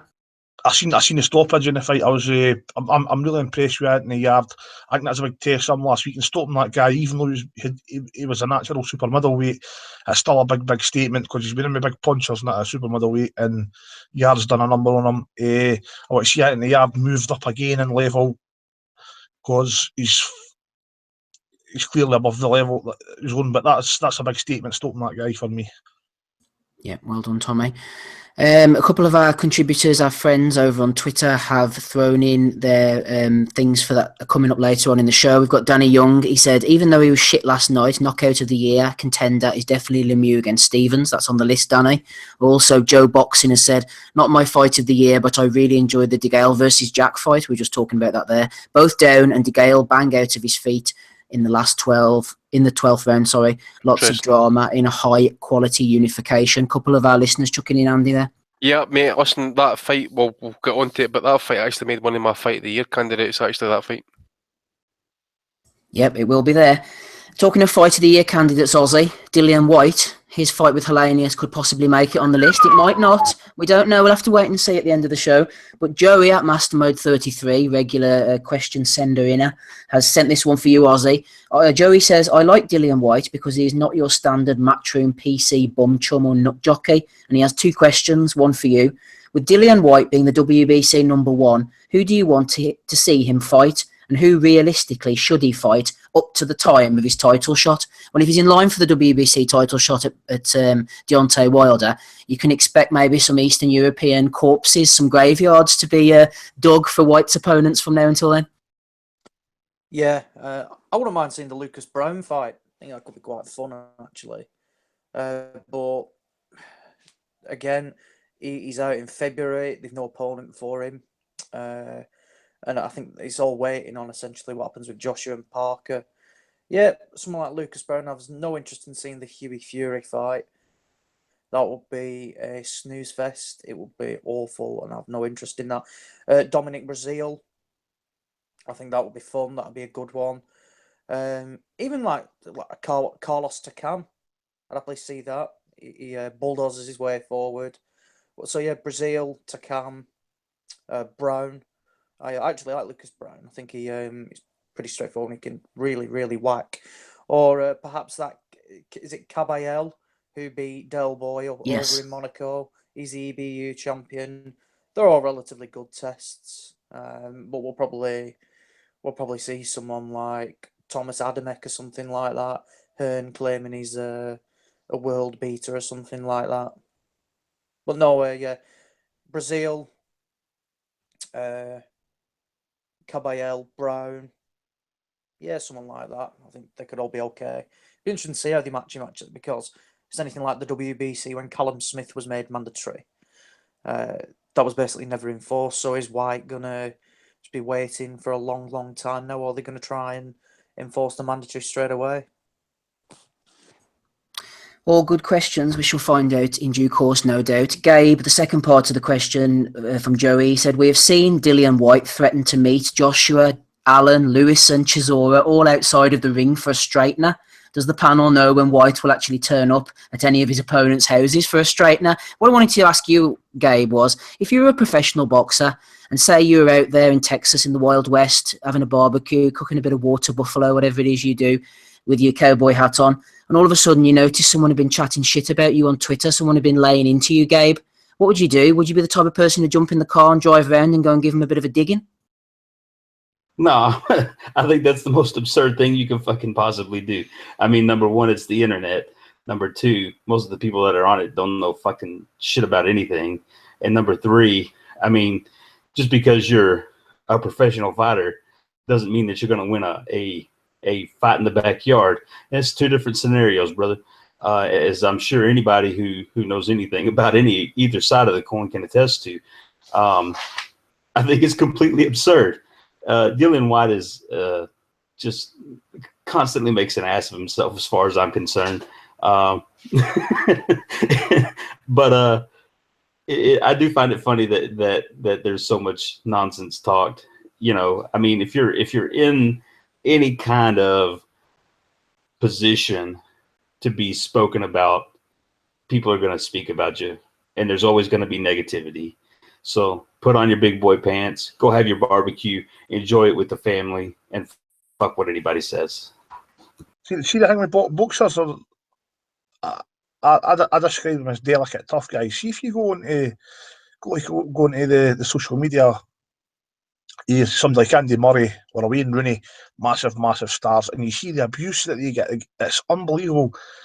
And you get guys like, you know, some of these fighters that just want to, they get a wee bit of stick in that, and the next thing they're making threats and that to fans. It's fucking, it's incredible, man. It's just, get a grip of your life, man. You're in the public eye, you're going to get a bit of stick in that, and everybody's going to like you. Just fucking deal with it. Jesus Christ. Some writers are very sensitive as well. Is that a dig at me? Is that a dig at me, Rob? No, not I too. was waiting for Rob to get on this one. Let me tell you so. Yes, so Steve Kim blocked me on Twitter this week, and that was shocking, man. That was because he's a fucking dick. That guy, man. Tried to make fun of me. Tried to say I was a mediocre white rapper. Well, first thing, one of the greatest rappers of all time, rest in peace, Sean Price, said I rap better than your favorite rapper about me. Right? So I don't care what Steve Kim has to say, but I tell you one thing: I burned his soul when I called him a hypocrite, because I was look. Rigo lost the fight fair and square. We all called it on the pod, right? Everybody said he jacked it. I'm one of Rigo's biggest fans, and I wanted him to win. But even the week before that, I said he was going to get beaten, right? But this fella puts on Twitter after a week of Rigo jokes, "Oh, I just rewatched the fight, and anybody that says that Rigo did anything else other than quit has an agenda." I said, coming from him, has an agenda. So first I wrote, does he have a straight face? So I saw him, he kind of retweeted something, and he has like this weird legion of followers that kind of mess about with him as well, and they're all like coming for me as well. So I saw when he retweeted that, I had another go at him, and I was like, boxing writers with an agenda, well, nobody likes a liar, but everybody hates a hypocrite. Because this fella to talk about agendas when he has ran down Rigondeaux from the day he's been a professional. Andre Ward, he can't say nothing. And his defense about Ward as well, I never say he's not a great fighter. No, but you never say how great he is either. Absolute hypocrite. So, Steve Kim, sensitive old soul, blocked me on Twitter and then went on a bit of a tirade about me as well. But that just shows I got to him when I call him a hypocrite, because he is one. Forsyth. Well, I think he is too. I've got no respect for him or Mr. Shit for Brains trademark. Hey, listen to the show, by the way. Forsyth. Well, he can ring in. What's If he's not happy, he can ring in. I'll send him the link if he wants to come on. We're all about debate here, Rob. Yeah, let him come on. I'd happily. The thing is, if I saw Steve Kim, I would call him a hypocrite. But if he saw me, he would not call me Vanilla Ice. I guarantee you that. But anyway, aside from that, look, I think like those guys have to be held accountable. I don't know what they're so sensitive for. They make a career out of lambasting fighters, like, and making fun of fighters who can do things that they could never dream about doing. Like, but then if somebody calls them out on their absolute nonsense, then they're gonna get all sensitive about it. I mean that guy talking about agendas between him and the guy from Saved by the Bell, like, by the way, with their agendas, like, For God's sake. Well, the thing is, right, Rob, the thing that interests me about their podcast, I notice that they always will like give credit to Beltran and Salido and, you know, these blue collar fighters and white collar fighters, whatever the hell they are, and that they've done this, they've done it the hard way and blah, blah, blah. But they never see, you know, the elephant in the room. They always look over the PED use and all that whenever they mention these guys. But I suppose can't mention. They write guys out of the sport that they don't like. You know what I mean? He has too much power. They have the power to kind of turn the boxing public who tune into podcasts to learn more about the sport if they start off as casuals, and have these guys telling you like Andre Ward is not great or Rigo stinking out the joint. Maybe, but you can't. I mean, talk about a hypocrite. Where was he when Kovalev jacked it then? Why wasn't he making a week longer jokes when Kovalev jacked it? Because he jacked it too. You know what I mean? I used to like him, but any remember when he, after Darren Barker fought Sergio Martinez, I wasn't a huge massive Darren Barker fan, but I thought it was terrible. The way you went on about Barker and the way you know he was going to pop up in that. He's fighting one of the best fighters pound for pound in the world, and he actually done no too bad in the fight. And he broke his nose. He broke Martinez's nose, for Christ's sake. Exactly, and for him to turn around it, he was just upset because Barker gave him a decent fight, and he was obviously on Sergio's dick at that time, just like he is Golovkin's doing that. The guy's got a lot of agendas and that. You just need to take a step back sometimes and just call it like the rest of us, like it is, like the rest of us. See it, you know, there's no need for some of that stuff, especially when you're in that position that him and especially and more so than Rafael are in. Rafael had to start as well last week with the Lomachenko would have beat Floyd at 130 just to set the thing more. I mean, there's a situation in the States, obviously the guys that live over there could tell him more, but it's obviously on social media, it's more apparent that in the States you root for your race over the talent of the guy, which is not really as common over here. Like, but they're stoking it up. Like Dan Rafael was stoking that up last week with his immediate talk that Lomachenko would have beat Floyd at 130. Like Floyd was unbelievable at 130. I'm a massive Lomachenko fan, and was that flat? You watch Floyd back in the day at 130, man. He was a full package. He was not throw combinations, like aggressive. He had the defence, man. He was fucking. Floyd at 130 would have been even great. Ken, if he stayed out on 130, 135, which he could have for a long time, he could have been really, really one of the best ever, you know? Therefore. Yeah. Right, let's transition from Floyd over to another future great fighter. Conor Benn was in action on Wednesday night, Aussie. We saw Martin Josie Ford defeating Julie Giner for the European title. Katie Taylor got a win. Josh Kelly is on the road to greatness already, just handing those belts. Jake Ball got a win. Ted Cheeseman, Cordina. But it was really Conor Benn most people were talking about against this Cedric Payneau. Lots of Bellew of the Week nominations. Tell me exactly what went down on this card, Aussie. Well, he had a disastrous start. He was put down twice in the first round, and this Payneau was bullying him, absolutely battered him for the first 3 rounds, in my opinion. He had Ben hurt again in round 3. To be fair to Ben, he showed a bit about him. Like he could have like completely crippled and basically bottled it, but he got back up and he took it. He looked, I mean, I don't rate the lad anyway, but he looked appalling on Wednesday. But give him his credit, he kept going and he got himself back into the fight. And I scored it a draw personally. I thought it was a relatively easy fight to score the first 3 to the opponent and the second 3 to Ben. And he knocked Payneau down in rounds 5 and 6. Anyway, you come to the scorecard, and Bob Williams, the referee, has scored it 57-54 to Conor Benn. And I don't think anybody, whether they watched it, even Eddie Hearn said the card was a joke. And I want Bob Williams to come out and explain this scorecard of how the fuck did he come to 57-54. It's an utter farce. I mean, I'm not a fan of referees scoring fights on their own when they're officiating as well. I think it can be a difficult enough job as it is. So don't let them score. So I'd personally rather have, for example, just when it's a trainee referee, they have one judge. He does the card, and then the trainee takes care of the in-ring work. And ultimately, that overshadowed what was probably one of the best 6-rounders you will ever see. It was a war. It highlights that Ben isn't a world beater. But I saw something that this opponent actually was pretty good at kickboxing, so he's not a complete and utter pudding. However, the way they were talking about Conor Benn last week, that he's one of the world's specs, etc. Shut up. No, he's not. If he was called Connor Smith, he'd be boxing at the Victoria Warehouse in Manchester or something like that. He'd be nowhere near these cards. And I think that's a big gripe with him.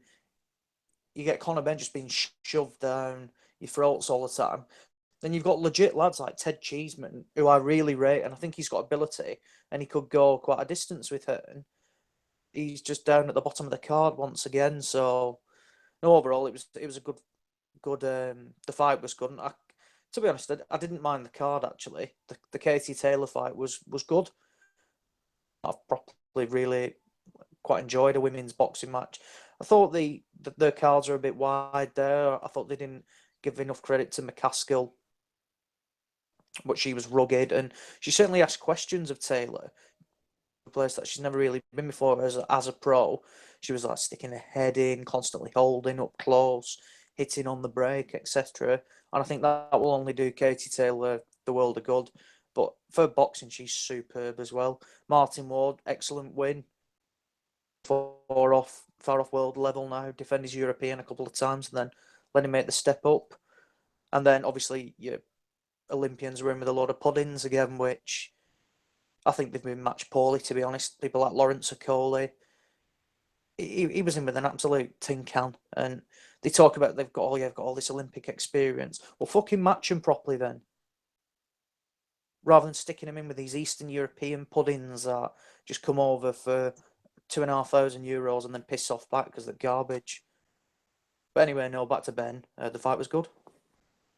Fight was good. Positive night all round there, I think, is the summary from Aussie.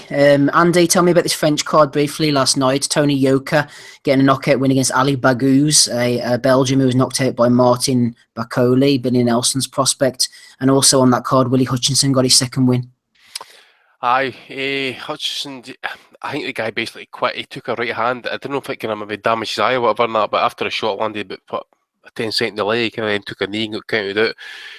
Yoka, he's done what he's doing. I suppose he's meant to do against guys at that level. I think he needs to be a bit of a step up in class, actually. I suppose they're going to take a bit of time with him, but even though what he is, 25, I know he's like weighing 240 and stuff like that, and he's like 6'7", but I think he maybe need to step up a wee bit in kind of class. And the other guy, Nordin Obula, he had a decent win against Mark Geraldo from the Philippines. Actually, good knockout. Good. I think it was a left, maybe a left uppercut. Actually, he landed in the guy. So I think he'll be knocking the door for a title shot at bantamweight, around about WBC level and that. So I hear Inoue's moving up, so it could be getting interesting with this Frenchman, Inoue, Yamanaka potentially, and Nera. So yeah. That's about it, really. Wasn't really much else to write home about in that card. No problem, Andy. That's fine. We shall move on very shortly to our review of the year. Just before we do, we've had a question from Erislandi Lara. It's quite a difficult one off the top of the head, and I know he did ask Andy particularly to answer, but I'm not going to hit Andy unless he wants to with this one because it is a little bit difficult to think off the top of your head. He said, who would be in your boxing dream team? You're only allowed to pick one boxer from each weight division, and the boxer you choose must have 19 or less professional bouts to his name. It's a real beast of a question, says Laura. Can't wait to hear what you guys come up with. Well, I mean, Andy, you don't have to say anything you don't want to because Ben actually on the chat earlier threw out one and he did a little bit of digging. I think it's quite a good one. So 19 fights or less from each weight boxing dream team. Let's go from top to bottom. At flyweight, we've got Daigo Higa or Mohamed Wazim. Super flyweight, Naoya Inoue. Bantamweight, Burnett. Super bantamweight, Yafai or Hinata Maruta. Whoever that is. Featherweight, Mark Magsayo. Super featherweight, Rigo. Lightweight, Gervonta Davis. Super lightweight, Josh Taylor. Welterweight, Quadratio, Abdu Kasarov. Super welter, either Lubin or Mohamed Rabai. Let's just get down the page. Middleweight, Derevchenko or Ryota Murata. Super middleweight, Benavidez. Light heavyweight, Gvozdyk or Beterbiev. Cruiserweight, Usyk. And heavyweight, Adam Kovnaski. So well done to Ben there, Andy, for getting all those. That was a good Yeah, list. they're good picks and some good fighters there. Higa, Wasim doesn't seem to have the punch and that, but he's coming up. Inoue, everybody knows about. Davis, if he get his life in sortie, would be decent. Taylor, he's just going from strength to strength. The guy at welterweight, Abdul Karazov, he does look decent. He had a good early knockout victory. I forget against who at the minute. Derevchenko seems decent. Benavidez, everybody knows, he will probably be in fight of the year against Poki Medina. Gvozdyk, Beterbiev, Usyk, these are all good names, good fighters. But from my man's name in there, Josh Kelly, I'm really impressed with Josh coming through. Never put Lomachenko in there, I suppose, even though he's only had, 10 fights? Yeah. But is he a prospect? Nah, no chance. He's not undefeated either, is he? Was undefeated one of the criteria? Yeah, that's what it is. Well done, Rob. Well noticed. Well done, mate. That's what Rob's here for. We'll ask him back again, I'm sure. Let's move on to this 2017 list. Now, Donny really wanted to be on this, but he's disappeared. So, unfortunately, we're not going to have his input. We'll get through it. Let's go to Fight of the Year, first of all. Who have I got down on mine? I've got Roman Gonzalez against Saul Rungvisai, the first fight. James DeGale against Badu Jack. George Groves against Jamie Cox. Terry Flanagan against Peter Petrov. I was only joking about that one. And my pick for Fight of the Year, I'm going to go for Klitschko against Joshua. I know that it's maybe not popular for everybody to pick this one, but I think it was a brilliant fight. It had everything. The knockdowns, people were hurt, people were out there, then they came back again. It was swings, it was flows. It got me off my seat. And it delivered at the highest level. So often we see fights at the highest level fail to deliver because the technique, the ability, the experience on display means they cancel each other out. So the fact that we had such a brilliant fight with the hugest stakes in the biggest of situations, pay-per-view, it was in the arena and everything, it's Klitschko Joshua for me, hands down. That's my Fight of the Year. Andy, what are you going for? Any notable mentions?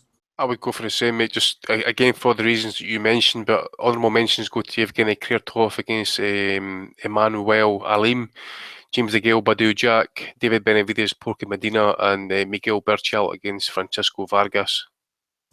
All good mentions. Gabe, what about Fight of the Year for you? What got you really going?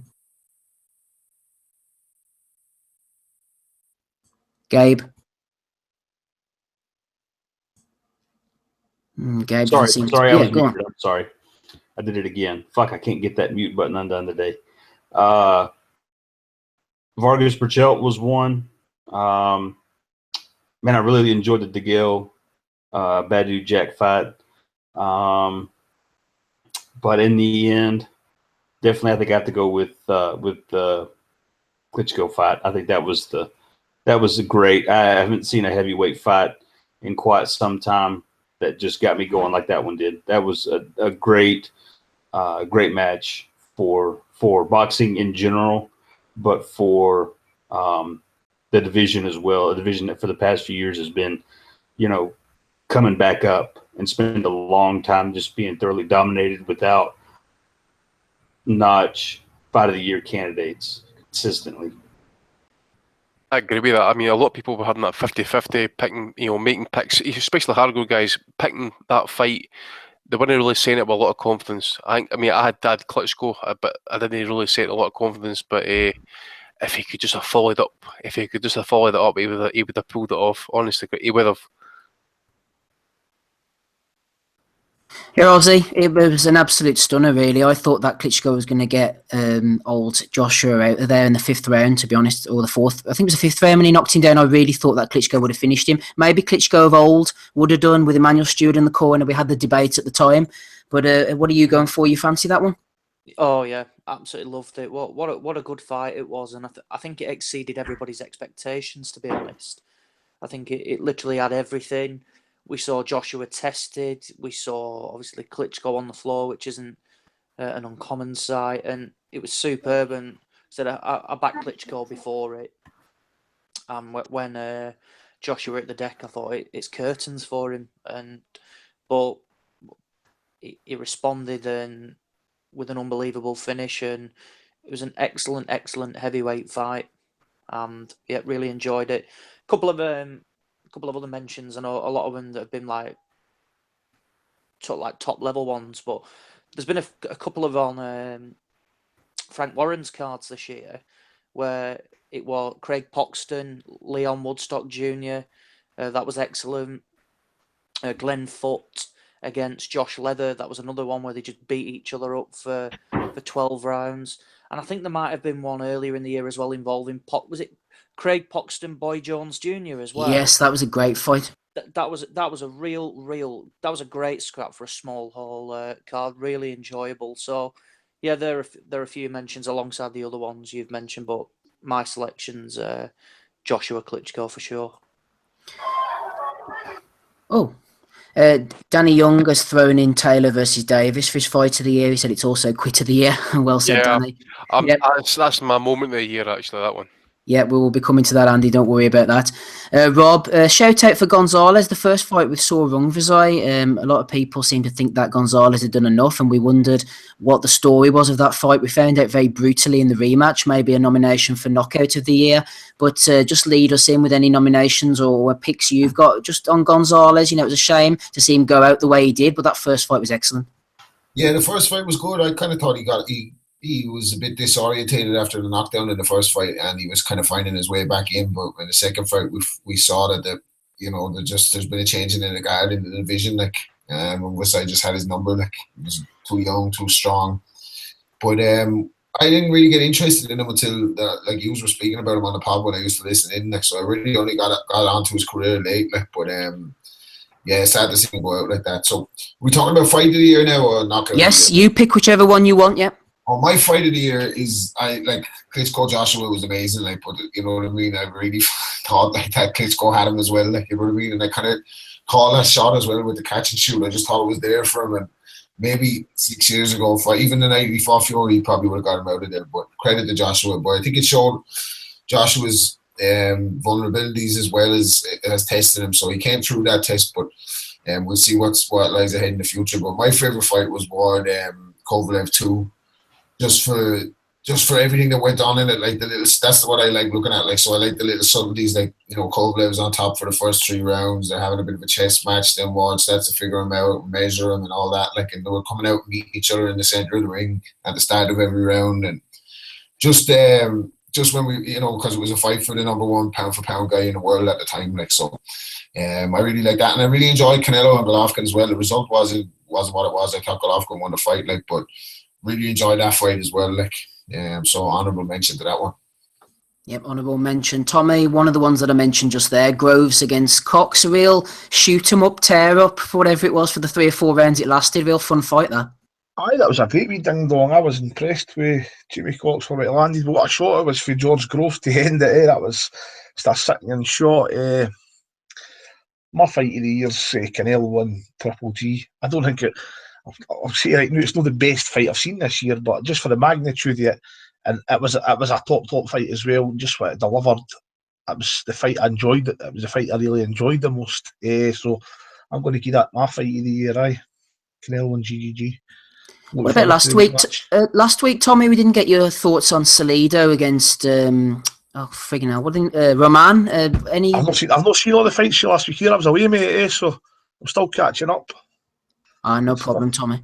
Well, don't catch up too long. We'll be coming to you for Knockout of the Year very shortly, actually. Andy, yeah. Oh, there's a fair few, Tommy. Don't worry, there's a fair few, Andy. I know you've got about 8 nominations yourself.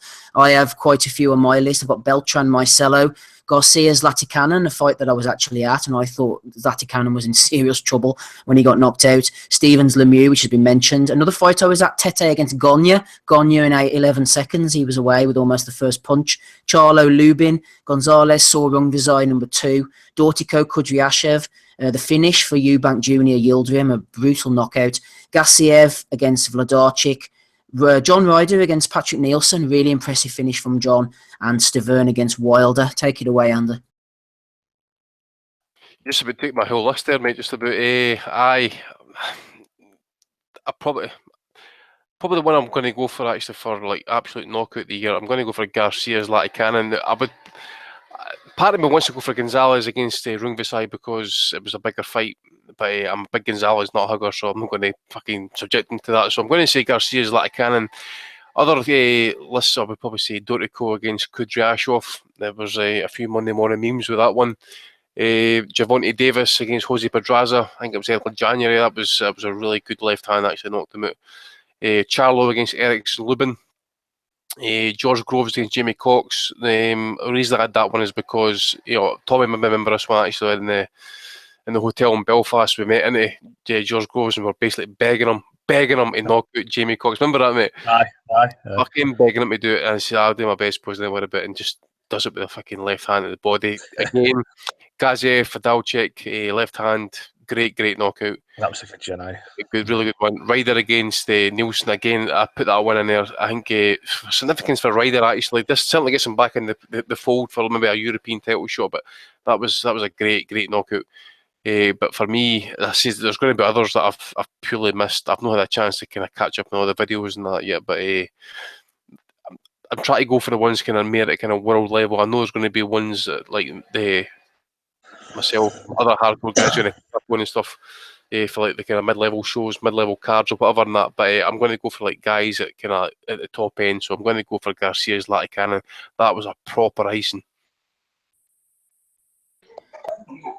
Oh, who's this? It's Dave the Hater Lowback. How you doing, Dave? Hello, guys. Good to hear from you, Dave. We love and respect you. What do you think about Billy Joe Saunders and Lemieux briefly from the weekend before we get your Fight of the Year and Knockout of the Year predictions? I expected Lemieux to do better than that. It was hard to tell whether it was just terrible Lemieux or decent Saunders. I mean, really good Saunders, actually, because he didn't really get touched.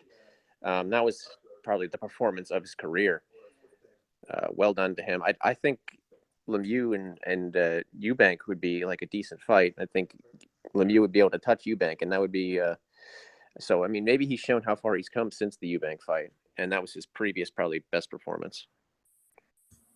And Dave, just before you disappear too quickly, we were talking about Fight of the Year there. Quite a few of us have gone for Klitschko Joshua. Rob went for Ward against Kovalev too. What's your Fight of the Year, Dave? For me, yeah, Klitschko Joshua has to be. That was tremendous. It was the first time in, it's got to be like 10 years that a heavyweight championship fight delivered. Excellent stuff. Thanks, Dave. Gabe, you've been KO'd by the mute button a few times over the year. What's your KO of the year? Any love for Stevens Lemieux? It just goes to show if someone walks forward directly at Lemieux, then you're bang in trouble. I mean, yeah, you kind of expect that one. The one that I found the most entertaining was Benavidez Porky Medina.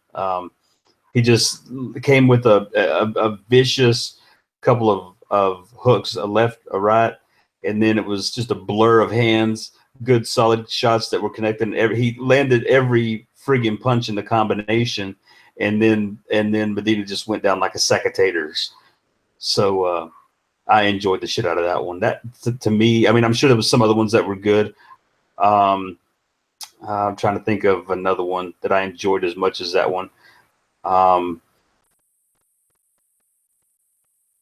That one's probably it for me. I did enjoy the Vasquez Jr. Luis Collazo knockout. I'm particularly a fan of Collazo. I don't dislike the guy or hate him or anything, and I don't really hate Sammy Vasquez Jr. But I mean, Jesus, it was blatant and obvious what they were trying to do with Vasquez Jr. in terms of what you see and what I felt he is and was, and for him to get knocked out on a PBC card when they're trying to obviously match him with a guy like Collazo to give him a name win and build him up a little bit more, and for him to get knocked out, I think is great. So that was actually a really fun too. So either one of those, but the Medina knockout definitely that one takes the cake for me.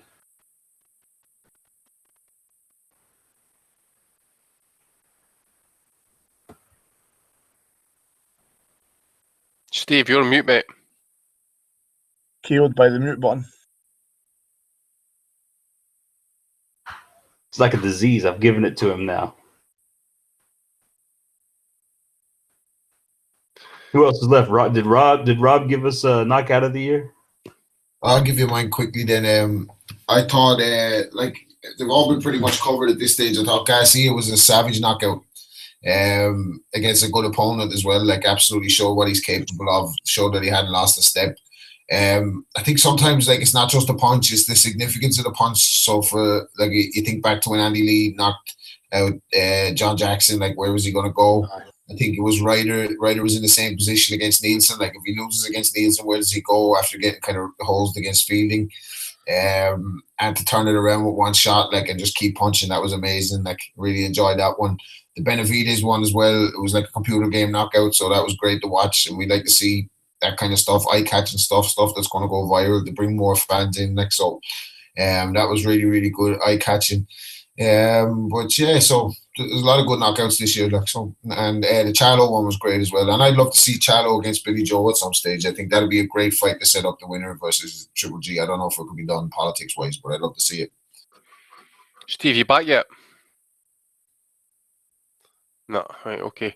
What about upset of the year? So I'll drop in a few names here, like Cotto against Ali. That one Friday night, Chavez against James, Jeff Horn against Manny Pacquiao, Khalib Truax against James DeGale, and Lewis Neri against Shinsuke Yamanaka. Maybe the Yamanaka one wasn't too much a kind of a shock or an upset. We kind of thought that maybe Yamanaka was ready to be taken, and Neri was a kind of a very tough test, but. A lot of people did say that they'd had Horn over Pacquiao, but I've got to say Khalib Truax against James DeGale was going to be my upset of the year. I mean, coming off, as I say again, guys, I'm talking about you talk about what he did there against Badou Jack. Really, really tough fight to come off surgery, perhaps dabble in other situations, fighting against a middleweight, and Khalib Truax gets dominated actually, guys. Right, boys, can you hear me? Yeah. Sorry about that. My whole internet just went off. The whole box just died and just reset itself, which was an inopportune moment, I must say. Is it recording all right? I've no idea, Andy, to be honest with you. Seems to be kind of gone live. There's no dimension anyway. I've just checked YouTube. You're moaning away there about your box going down, so... Right, that's what happens to you. Right, where are we? Sorry, what are we at? We're at upset of the year, so I've gave this list of Miguel Cotto, Saddam Ali, Diego Chavez, Jamal James, Jeff Horn, Manny Pacquiao, Khalib Truax, James DeGale, and Lewis Neri against Shinsuke Yamanaka, and I'm going for Truax DeGale. I have on my list only 4, so you've got loads. I've got Bellew Hay, Cotto Ali, DeGale Truax, and Corrales against Machado. Jezreel Corrales against Albert Machado. Who hasn't commented on this one yet, guys? Nobody, mate.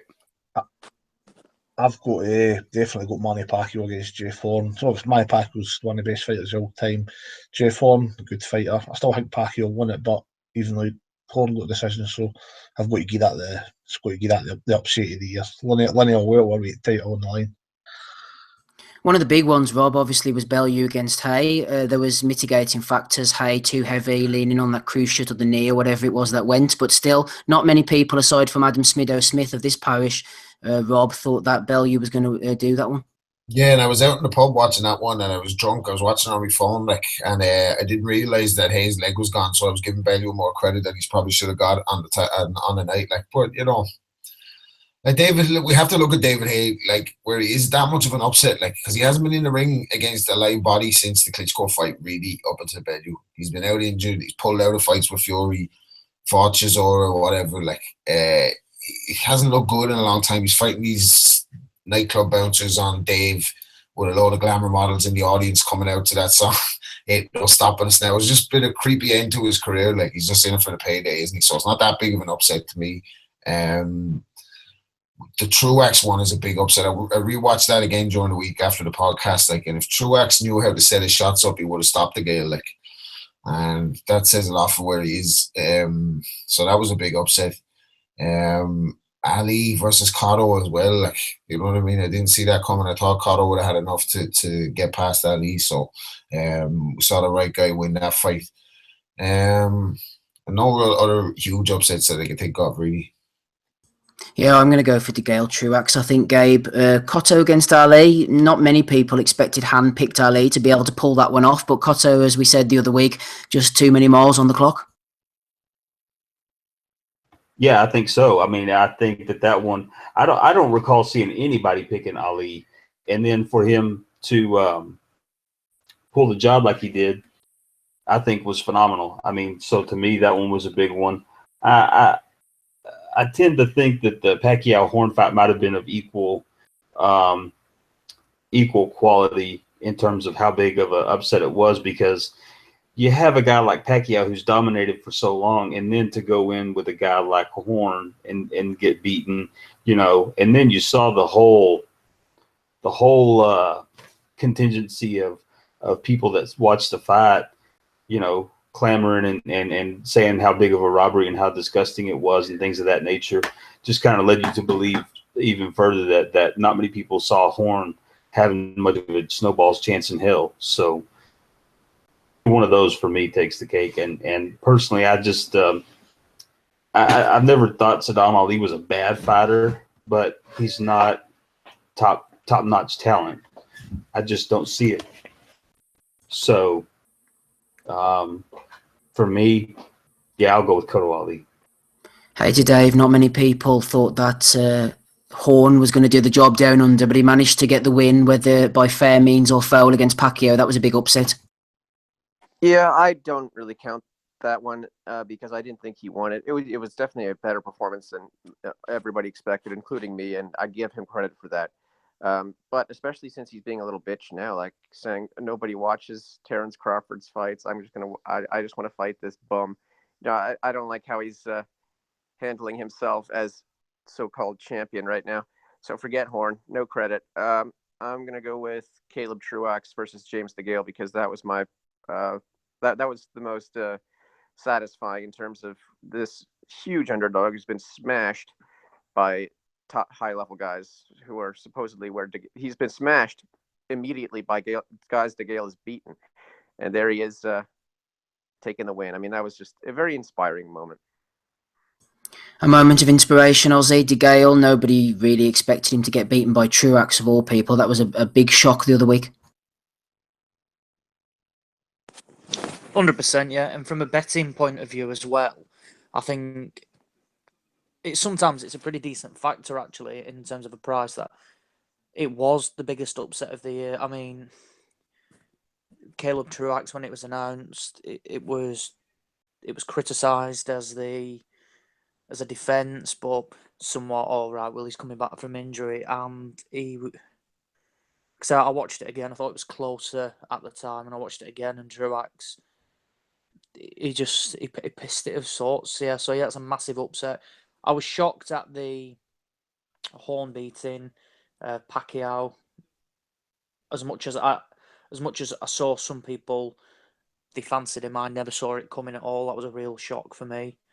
And then a couple of others that you mentioned as well. But no, for me, it has to be Caleb Truax as the upset of the year, and fair play to him as well. Yeah, fair play to him. I'll go for that as well. And by the way, for my pick for knockout was, in case anybody cares, I'm sure they don't, is Zlatikonin against Garcia, but honourable mention to Wlodarczyk against Gassiev. I thought Gassiev's two-punch combination finish, left of the body, left of the head, was a lovely little finish there. Breakout performance of the year, Ozzy. Maybe a bit of a niche one. Lewis Ritson against Robbie Barrett. Miguel Bichelt, be a bit liberal with these, against Francisco Vargas. David Benavidez against Porky Medina. Even Errol Spence Jr. against Kell Brook was a breakout of sorts. A lot of different levels here, obviously. Diego Higo against Pablo Navarrete. Inoue against Nieves, showing himself to the American public. And Luke Campbell showing himself to the American public as well, to a certain extent, breaking out against Jorge Linares. A word for Ritson, Ozzy. Really impressed by the look of him. Yeah, he absolutely destroyed Robbie Barrett, but he didn't have a lot much coming back against him. No, I'll be interested to see the way they match Lewis Ritson. He has a dig on him, and I really enjoyed his display. Who else have I got on there as a breaker? What would you say about Ryan Burnett? Now, I thought it was going to be a very close fight against Lee Haskins, and actually, he schooled him. And bear in mind, he started the year as boxing an 8-rounder up in Hull, and then he's gone on to unify the division. And same as well, like a lot of people were saying it, but what about Billy Joe last night? Now, people were saying that was his real breakout performance, that because a lot of people were slagging him off. And I've seen people saying that this was one that announced him as, like in the top middleweights in the world.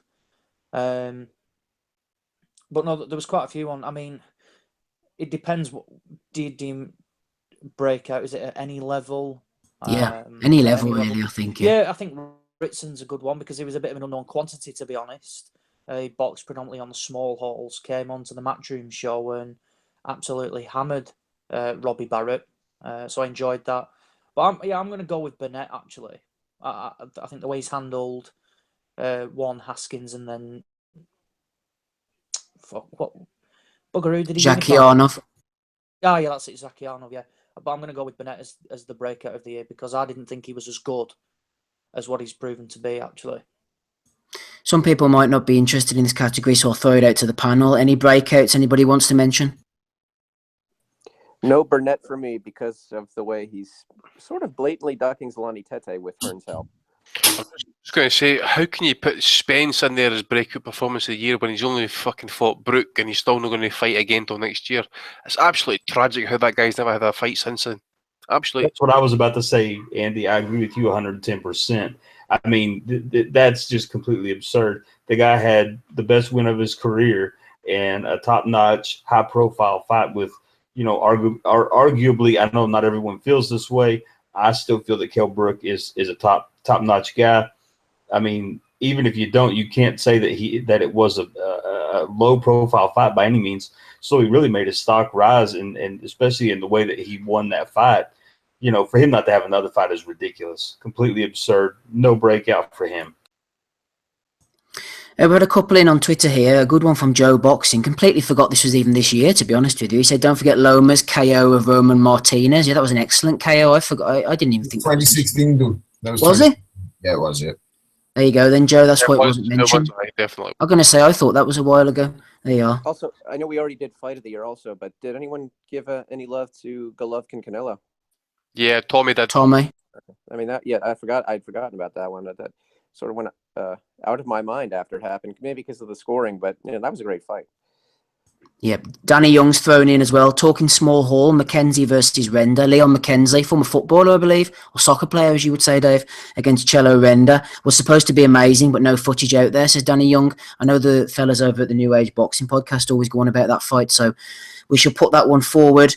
A couple more categories. Let's go on to Controversy of the Year. We've got Andre Durrell against Us Katagi. Obviously, there was a controversy in the fight, and then after the fight with Leon Lawson punching Us Katagi. Ward versus Kovalev 2. I know there was controversy there for better or for worse. The Golovkin Canelo scoring. Rigondeaux punching Moses Flores after the bell. Anthony Joshua stoppage over Carlos Takam. Kurtzidze getting collared by the law before the Saunders fight.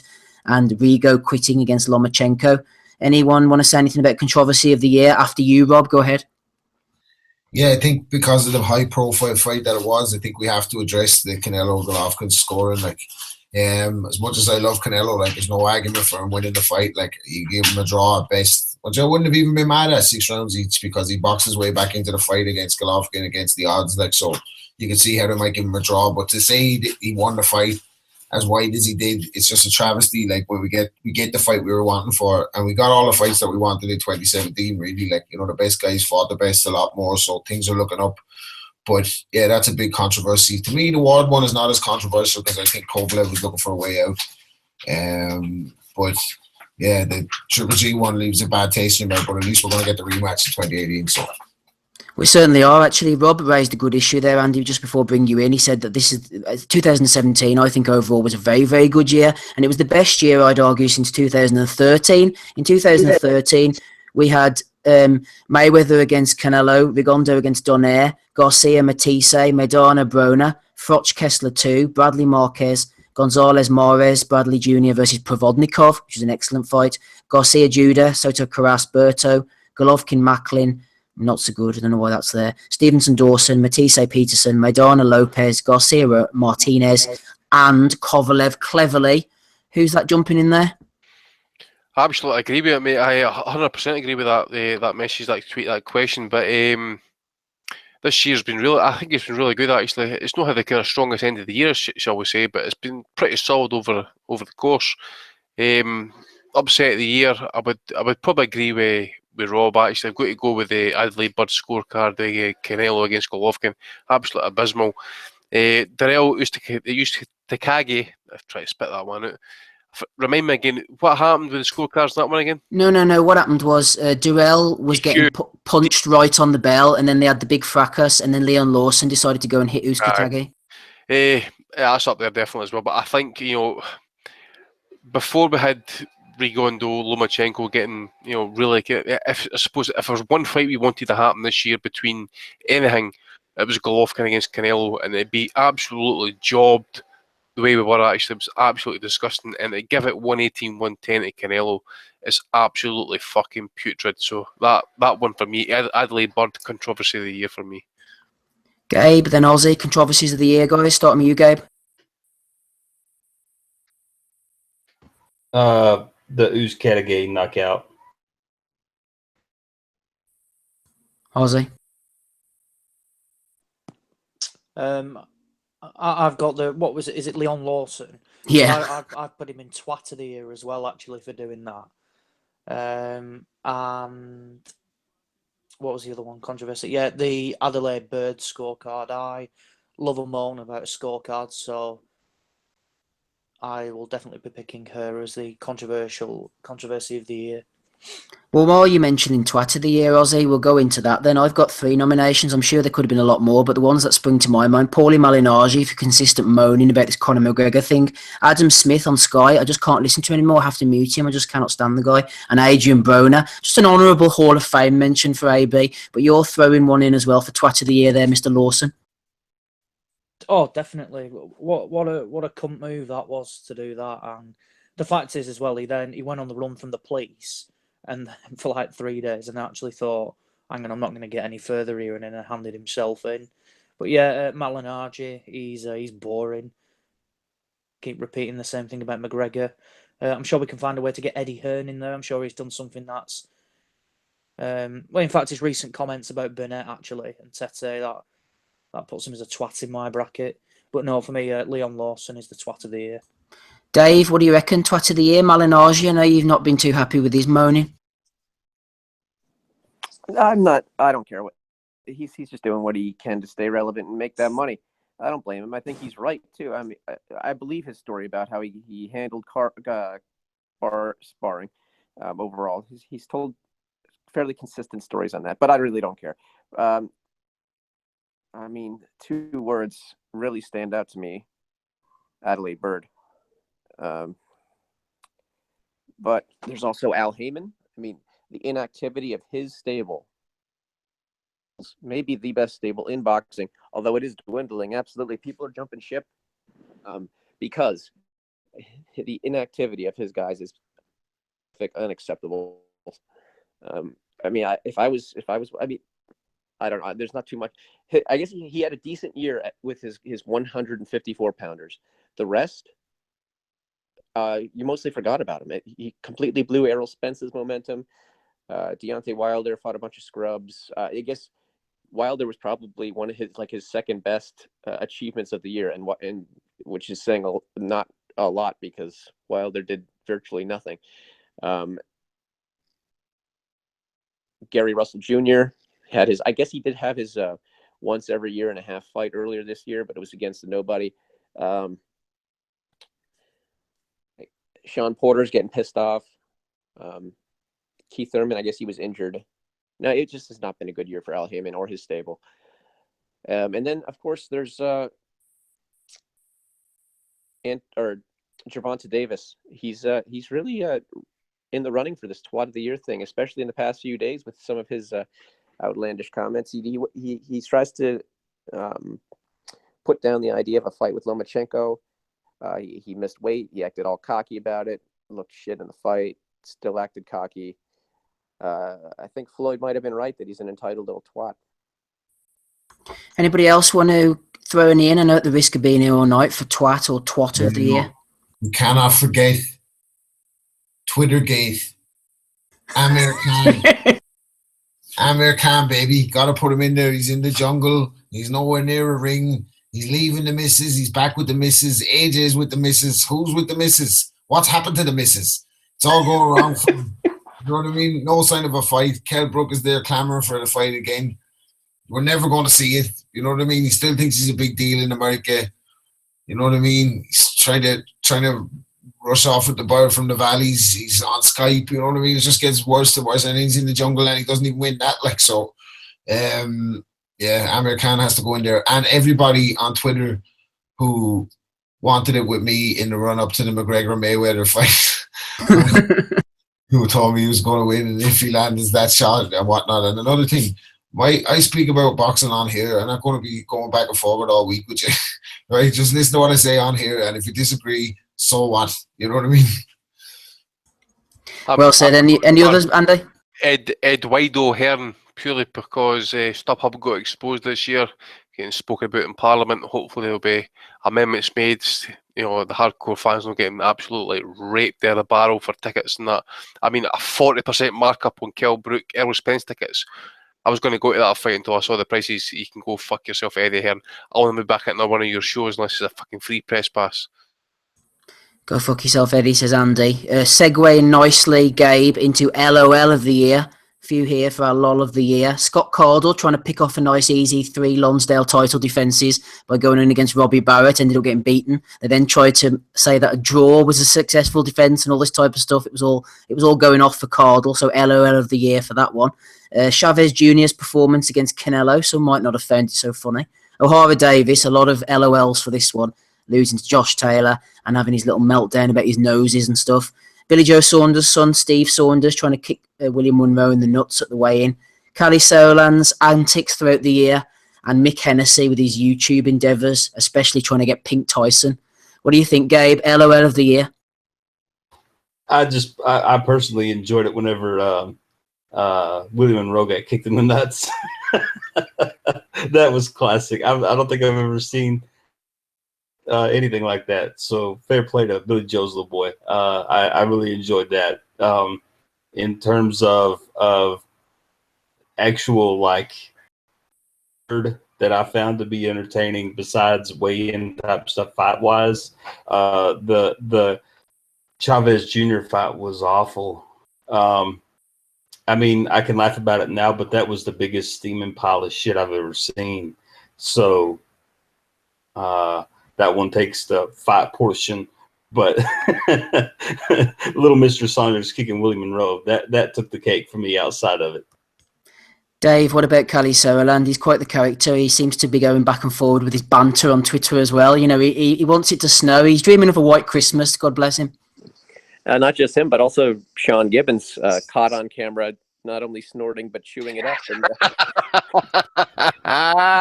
and proudly retweeting the video. That was epic, mate. That was epic.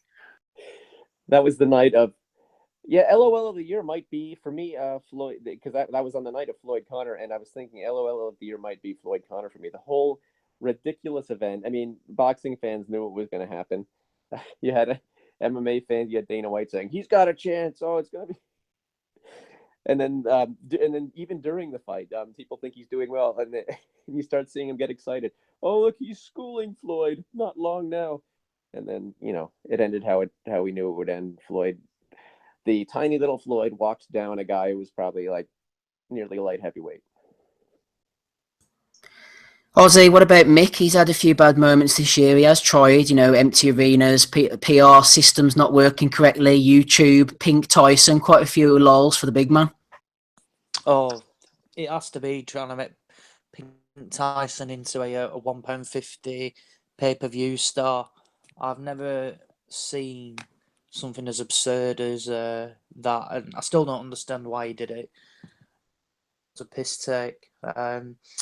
LOL of the year, a big LOL at all the people who picked Conor McGregor to beat Floyd Mayweather.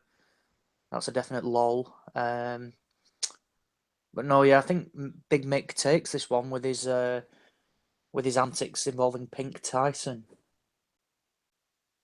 Good old Mick. Rob, any for you? Who's made you lol out loud? The O'Hara Davis one was brilliant. Like, just everything about that performance, like all his talk and everything, and his only way his Essex crew, and then he just jacked it like they really got a box them out. Like, it was brilliant. So that was pretty good. Like, there's been a couple. Let me think. Lomachenko was pretty brilliant. Like, you know what I mean? I think he's made established a character for himself now that's going to endear him to the wider masses. Like, along with his performances, like Lomachenko was hilarious. Like, so that was a big LOL. Yeah, I loved a bit of Lomachenko. Go ahead, Dave. Well, I think that maybe the funniest statement of the year was made just a week or two ago. Billy Joe Saunders, females with smelly fannies should be executed. Yeah, and you notice him last night actually looking up for that smelly fanny in Rosed. I forgot as well. The hairy fanny, I should say. And Shakur Stevenson get into it with Floyd's daughter. That was pretty funny. And Tevin Farmer and Gervonta's exchange. Gervonta could go in, yeah, definitely for the other one as well. Like, couldn't he, with his recent? Did you read that article? Like, Tevin Farmer, aye. Kept the money for his ma. That Mayweather gave him $200,000 for a house for his ma to move her out, so they wouldn't. Oh. He just took the money and left her there, and then what a cunt. Traded up his car to get a Mercedes. Now he owes for the Mercedes. Like, I don't know, man. This guy's career, like in 2017, he showed what he's capable of both ways. Like, because he was looked good against Petraza and against Walsh. Like, but then in that fight on the Mayweather undercard, like, he was real petulant and everything, and his lifestyle, he's, you know, famous for the gram, so we could see his demise very quickly in 2018. He will be dead before he's 30. Log it. Did you guys do Value of the Week yet? No, because he's up for it. Yeah, he's up for it. Was this year, Dave, when Billy Joe Saunders said about Dan Raphael, "You big fat mess, I'll bend your mom over," or something? I think it was, yeah. That's something we can all get on board with, Dave. Wait, bend over, should be dry as fuck, man. Right, swiftly moving on. A few more niche categories. Aussie schooling of the year: Lomachenko, Rigondo, Saunders, Lemieux, Garcia against Broner. Which was the schooling that you liked the most, Aussie? Lomachenko, I think. But last night as well, again, I really enjoyed Saunders' performance last night, but I think you've got to give it to Lomachenko. Anybody else one-sided schooling they enjoyed more than the other? Rob, you'd probably say Ward against Kovalev, wouldn't you? Yeah, that was brilliant. But no, you got to give it to Lomachenko. Like, he's put on a couple of schoolings this year, so it's just so wide disparity between the talent levels. Like, you know what I mean? I don't know who's around to beat him. I think him and the Mikey fight, and I do think Mikey does want that fight. I heard Brendan Garcia say that Robert Garcia rather say that they want that fight in 2018. Like, so I think Mikey's the only one that gives him trouble. Like, between there and 140, so great guy, and definitely the school of the year. But credit to Billy Joe as well, because that was immense last night. Like, a lesson in hitting and not getting hit. Like, absolutely brilliant. Garcia doesn't want that fight, man. He's been offered Linares. He was talking shit about fighting Cotto, moving up all the way up and fighting Cotto, and he got offered that fight. Golden Boy offered him those two fights. They offered him Linares twice, and he turned all of it down. So, nonsense. You'll never convince me until it happens that he wants to fight. But if you look at Mikey Garcia's career, the way he's panned out with the inactivity and all, he's one of these guys, he's in the same mold as Andre Ward, where they're looking at where they are on the pound-for-pound list. And before he was inactive, like, he was number 4, 5 on a lot of people's pound-for-pound list. So he was probably thinking to himself, well, Mayweather's pound-for-pound number 1, he's earning this. Ward is holding out for this. I'm going to hold out for this too, and he knows how to build a fight. Like, so I think he'll take a couple of easy ones and then perhaps move back down to 135 and take that Lomachenko fight, because the clamor is going to be there for, like, nobody. We're going to want to see him against this Russian lip tits or whatever his name is. Lip tits. Liposuction. You want to see him against him and Loma. That's the dream fight for me anyway for 2018. Sergei Liposuction. Right. Very good. Mismatch of the year. Oh, Dave, go ahead. Do you want to say something? I just wanted to put in for schooling of the year. For me, yes, beautiful performance of Josh Taylor against O'Hara Davis. Yes, that was beautiful. That was exactly the kind of, and it helped that O'Hara Davis was with Eddie and the little kind of cocky guy. I mean, everything went right in that fight. It was just beautiful. Plus, he followed it up by somehow managing to look good against Miguel Vasquez, and who the hell does that? I mean, granted, it was an older Miguel Vasquez, but I mean, he stopped him and beat him up. That's good year for Josh Taylor. My school of the year plus my moment of the year would be the same. Actually, just that whole event, Taylor against Davis. Now, see, to be honest, see if you walk past me that night and you hit me a punch or hit me a drive, whatever you want to call it, and you knock me out or knock me down and stuff like that, I would never have done nothing. I wouldn't have pressed charges. I wouldn't have done. I wouldn't even fucking fought back. So I would have deserved it. I behaved like a complete and utter Ned that night. Actually, Eddie Hearn walking down, shouting at him. I was literally like, I could actually grab Eddie Hearn by the throat. That's how close I was to him. I could have pulled him by the throat and I could have fucking strangled him. But no, I just decided to fuck him. I got my mate in security to actually mess with him trying to get in the ring. He was fucking raging after that fight. It was pure cat. It was a fucking bear pit in that. It was absolutely tremendous. Taylor against Davis, moment, schooling, orgasm of the year, whatever you want to put it. Taylor against Davis was absolutely it. It was fucking tremendous. What a night that was, by the way. And sitting basically like 5 feet for the ring when that right hook landed, to see Davis sitting there like that. Oh, my 2 noses are blocked. I can't continue. Fuck this. Great night. Andy was loving it that night. Great night. Right, we'll throw these last few open to the panel then. We'll get on to Bellew of the Week and get out of here. Trainer of the Year, I've got 3 here. Adam Booth, obviously for his endeavours with Burnett. Virgil Hunter for the Ward fight. Dominic Ingle. Does anybody else want to throw any more in for Trainer of the Year? Who about the Dogma lister? For what? Well, he was. Lots of L's. Yeah, exactly that as well. He took a lot of L's this year, but you remember, it was really hard to kind of come back for being trainer of the year a year before. Look at Frampton. Frampton was the Ring Magazine Fighter of the Year. He's had a hard year, so to speak. But I mean, he's got a good win in Callum Smith against Eric Scotland. At world level. Jim McDonald. Lols. Who has Joshua? Is it McCracken? Aye. Yeah, officially now, yeah. Aye, he fills it in for him as well at the same time. Because Joshua's come quite a long way. I don't know if he's had any chemical assistance, but he's come a long way, and even in terms of how he works the jab and puts your shots together, he's seriously flawed, obviously, but I mean, he was pretty shit in the Olympics from what I could see, and he's definitely come a long way. Trainer, Ozzy? It's a difficult one, really. I'm not saying it is, but I'd say McGuigan's had a very good year with Josh Taylor again. I think you can only applaud what he's done, and he's obviously still got loads to offer. Good win with Groves as well, I suppose. Couple of good wins. Of course, yeah, I forgot about Groves as well. Yeah. So, but bar the hiccup at the start of the year with Frampton, which obviously we saw what's come out after that. I think McGuigan's had a pretty decent year again, actually. With Groves, Taylor, he's training that Chantel Cameron now, so he's got I can't remember who else has he got. That might be it, actually. That's about it, yeah. Yeah, because he got rid of a couple of others. Who did you say at the start? I know you mentioned Hunter, Ingle.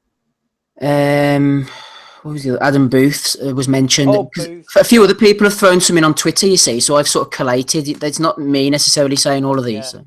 yeah. I don't think there's been a standout one this year, to be honest. Sometimes like you think, oh yeah, everything goes well for him. I think there's a lot of trainers that have done good things with their respected fighters. I wouldn't say there's a standout one, but yeah, I'm easy Booth. Thinking about McGuigan now, I'd say he's actually had a very good year, bar the Frampton hiccup as well. Right, moving on, we've got mismatch of the year. Daniel Dubois versus his debut opponent. Crawford versus Indongo. I suppose in hindsight it did turn out to be a mismatch. Mayweather McGregor. Like I said, people have been throwing these in. I'm not, a lot of people thought McGregor did okay, and it wasn't the mismatch they thought it was going to be. But it's on the list. Someone said it, so we'll throw it out there. Rocky Fielding against David Brophy. Bivol against Broadhurst was one that came to my mind. Deverne 2. And Kayas Conlon, a little harsh because we're fans of Jamie, but someone's thrown that in. And then somebody's put Brian versus the Claymaker, which is a little bit harsh as well at the end there. Anyone want to put in for mismatch of the year? Pretty much every Lomachenko fight. Taylor against Davis. In the end of the day, it was a complete mismatch. Yeah, it was, wasn't it? It was. It really was. Cleverly Jack. I mean, that was I was almost sad. That was actually quite sad. That was the guy who basically was shot. Gervonta Davis and Liam Walsh. Yep. That's a good one. Chavez Jr. Canelo. What a stupid shit fight. Pathetic, wasn't it? Awful. Kovalev against that guy he just recently fought. Oh, Shabaranks. Yeah. Right, let's get through the last three. Otherwise, we might turn into our next category if we're not careful. Bore of the year. Crawler versus Burns. That was a pretty boring fight. Lara versus Gaucher. Selby versus Barros. And Dillian White versus Helenius. Anyone want to say something that sent them to sleep? Bore of the year? Anything involving the Anthony-Joshua interview. You love them. Selby's last fight. Oh, Selby's last one. Oh, I didn't want to put him in twice. You know what it's like, Ozzy. With I get bashed for being anti-Welsh, so Ozzy said that, not me, everybody. If someone wants to say they enjoyed that last fight, they can do one. Well said. Right, prospect of the year. I'm not really too bothered about this. I don't really like doing this one for some reason. I don't know why. Conlon, Stevenson, Zelfa, Barrett. They're the only three I've got. It's a bit of a weak list. Any prospects that have come up there? Josh Kelly, I suppose you could throw in. No. Yeah. Josh Kelly, maybe Zelfa Barrett. Did you say Zelfa there? Yeah. I've got Zelfa down. Kelly. Yeah, he's one that stands out. You hope he gets matched much stronger. Yeah, he needs to get matched. He's a decent talent. I know people can. I know Eddie Hearn was talking a lot of shit when he mentioned Lomachenko and Josh Kelly in the same breath. But Kelly is a good fighter, but he needs to get matched properly now because he's a top amateur back in the day, man. He needs, these guys that he's fighting, they prove nothing. He'd be better. He'd get tougher tests in the sparring gym against guys 2 weights heavier. It's an odd one because they were talking about getting lads like Theophane in, but then it doesn't happen, and then they just stick these plums, and it's an odd one. I mean, I think pretty much all of his Olympians have been matched very poor this year because they bang on about how good they are, and they've got all this like top level amateur experience, but then they're just wasting time in with these foreign guys that they don't gain anything. So the only Olympian that's been matched well was Joe Joyce. And he had Ian Livingston on his debut. You can't really, for a debut, you can't really much. You can't get much. Like better isn't like a debut opponent for that. So I would like to see them all matched a lot better next year. I think they have to as well. I'm a fan of Joshua Buatsi and stuff like that. But again, he looks like a natural. He looks like a natural fighter, but his 3 opponents that he's fought so far, I think they've only got something like 22, 24 wins and stuff, and they've got something like 20 odd knockout, 20 odd defeats and that. I like to see him get stepped up in class a wee bit as well. Who's that, Buatsi? Yeah. I think 100%. I agree with you. Who likes Coley, Kelly, and Buatsi, I must admit, I would probably swing in there as one of my guys to watch. He just looks like a complete natural fighter. The way he throws punches and stuff. Okay, Kelly looks a wee bit special, but Buatsi looks like my type of fighter. Right, final one, guys. We'll get each of you to name one from this category, and then we'll do Belly of the Week and get out of here. We're going on to Robbery of the Year. I've got Barthélemy against Relic, Murata against Ndam, Easter Jr. versus Shafikov. Not really a robbery as such because I thought Easter Jr. won, but it was more the scorecards. I didn't know when else to mention this. The fact that they had him a shutout on 2 cards when it was a pretty close fight. I know Tommy had Shafikov winning the fight, so I thought I'd throw that one in. And a couple of others that people have mentioned to me. I don't actually agree that Horn Pacquiao was a robbery. I thought that Horn won. And Parker Fury, again, I didn't think it was a robbery. I thought it was a poor fight, but I actually had Parker winning the fight. Dave, who's got you all hot and bothered this year over a robbery? Got to be Adelaide Bird, as we already mentioned. And I think ultimately Golovkin was robbed in that fight. He should have gotten the decision overall as well. And Tevin Farmer. Oh yeah, Tevin Farmer. Forgot about that. There's been a bit of kickback about that over the last couple of weeks. I've heard, the last week or so, I've heard a few people saying they didn't think it was a robbery, and Ogawa did enough. But I was like you, Dave. I thought Farmer had won. I know we've been pissed at judges multiple times this year too. I can't think of them right now though. Andy, what about you? Robbery of the year. I know that at the time we had the whole back and forward with the WBA, wasn't it, over Murata and Ndam? That was a pretty bad one. That was what I was going to say, mate. Murata against Ndam. That was an absolute blatant robbery, and they do it in Japan at all places. Where the guy actually clearly won the fight. Adelaide Bird, as I say, is for that disgraceful scorecard. Who Who was the other one? There was one on Eddie's card there. Oh, I fucking forget what it was.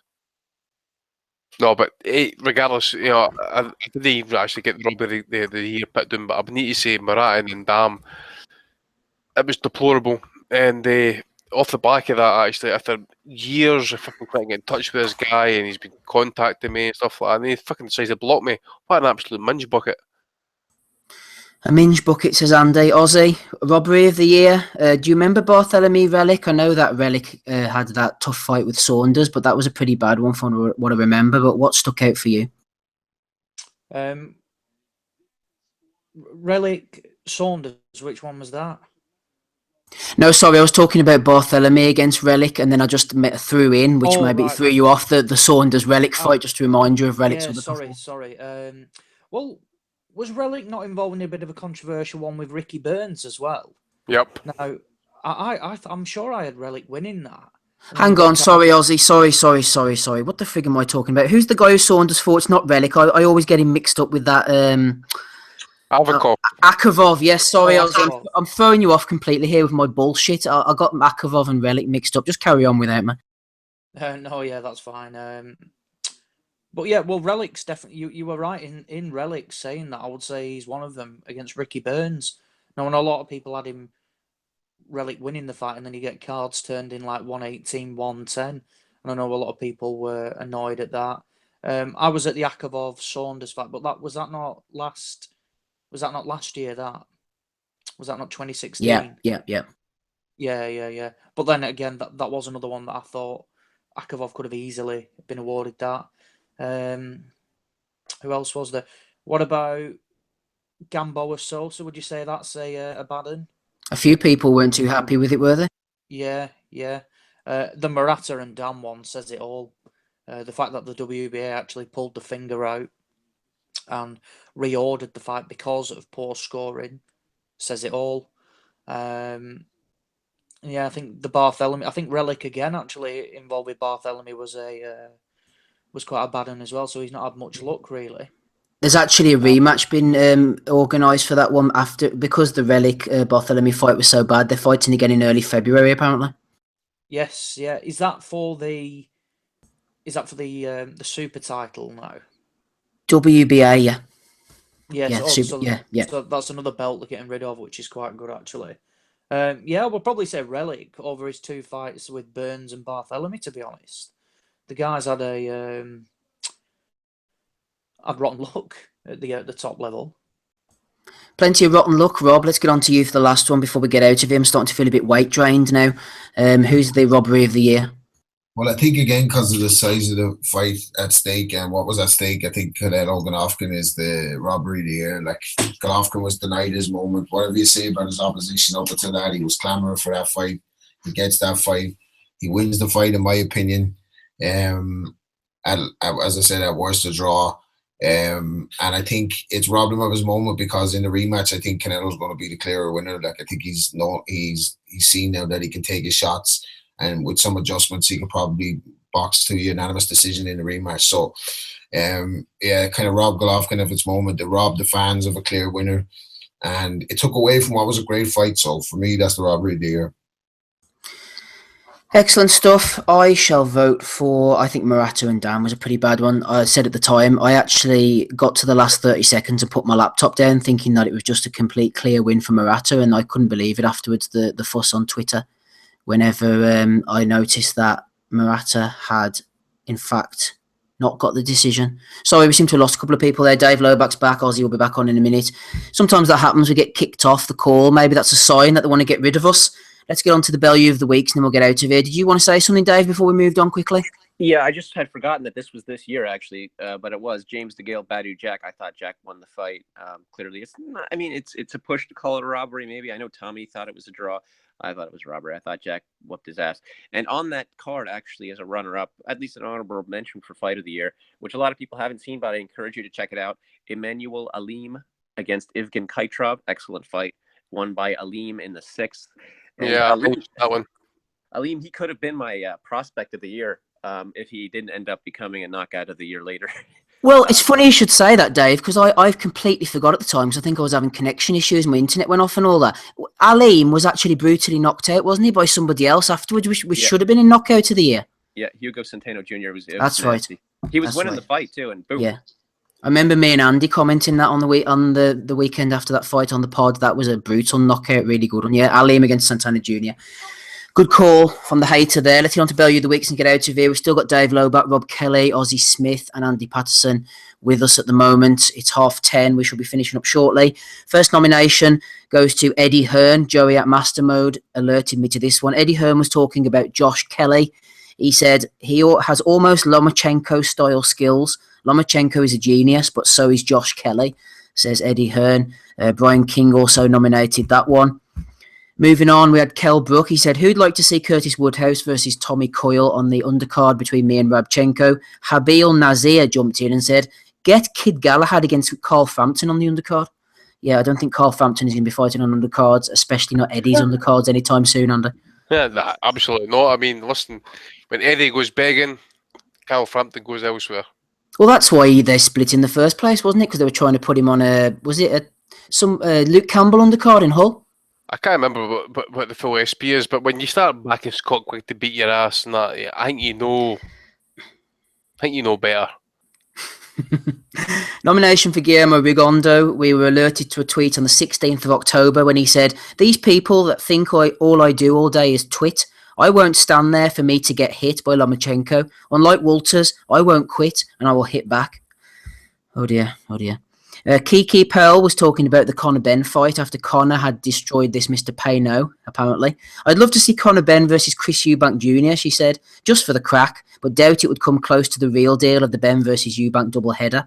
No, I think the fact that Ben is so far down in weight, Kiki might actually get his head taken off by Eubank. Not a good look. Joe O'Neill has nominated an unknown user on YouTube for talking about a Frank Warren interview on Behind the Gloves. Our friend says, Frank Warren, you fucked up badly. You should always give the big interviews to IFL. All these other channels just haven't got the charisma and the charm that IFL gives. Plus, IFL will always get the most views, and this is another reason why. So, thanks to Joe for nominating that one.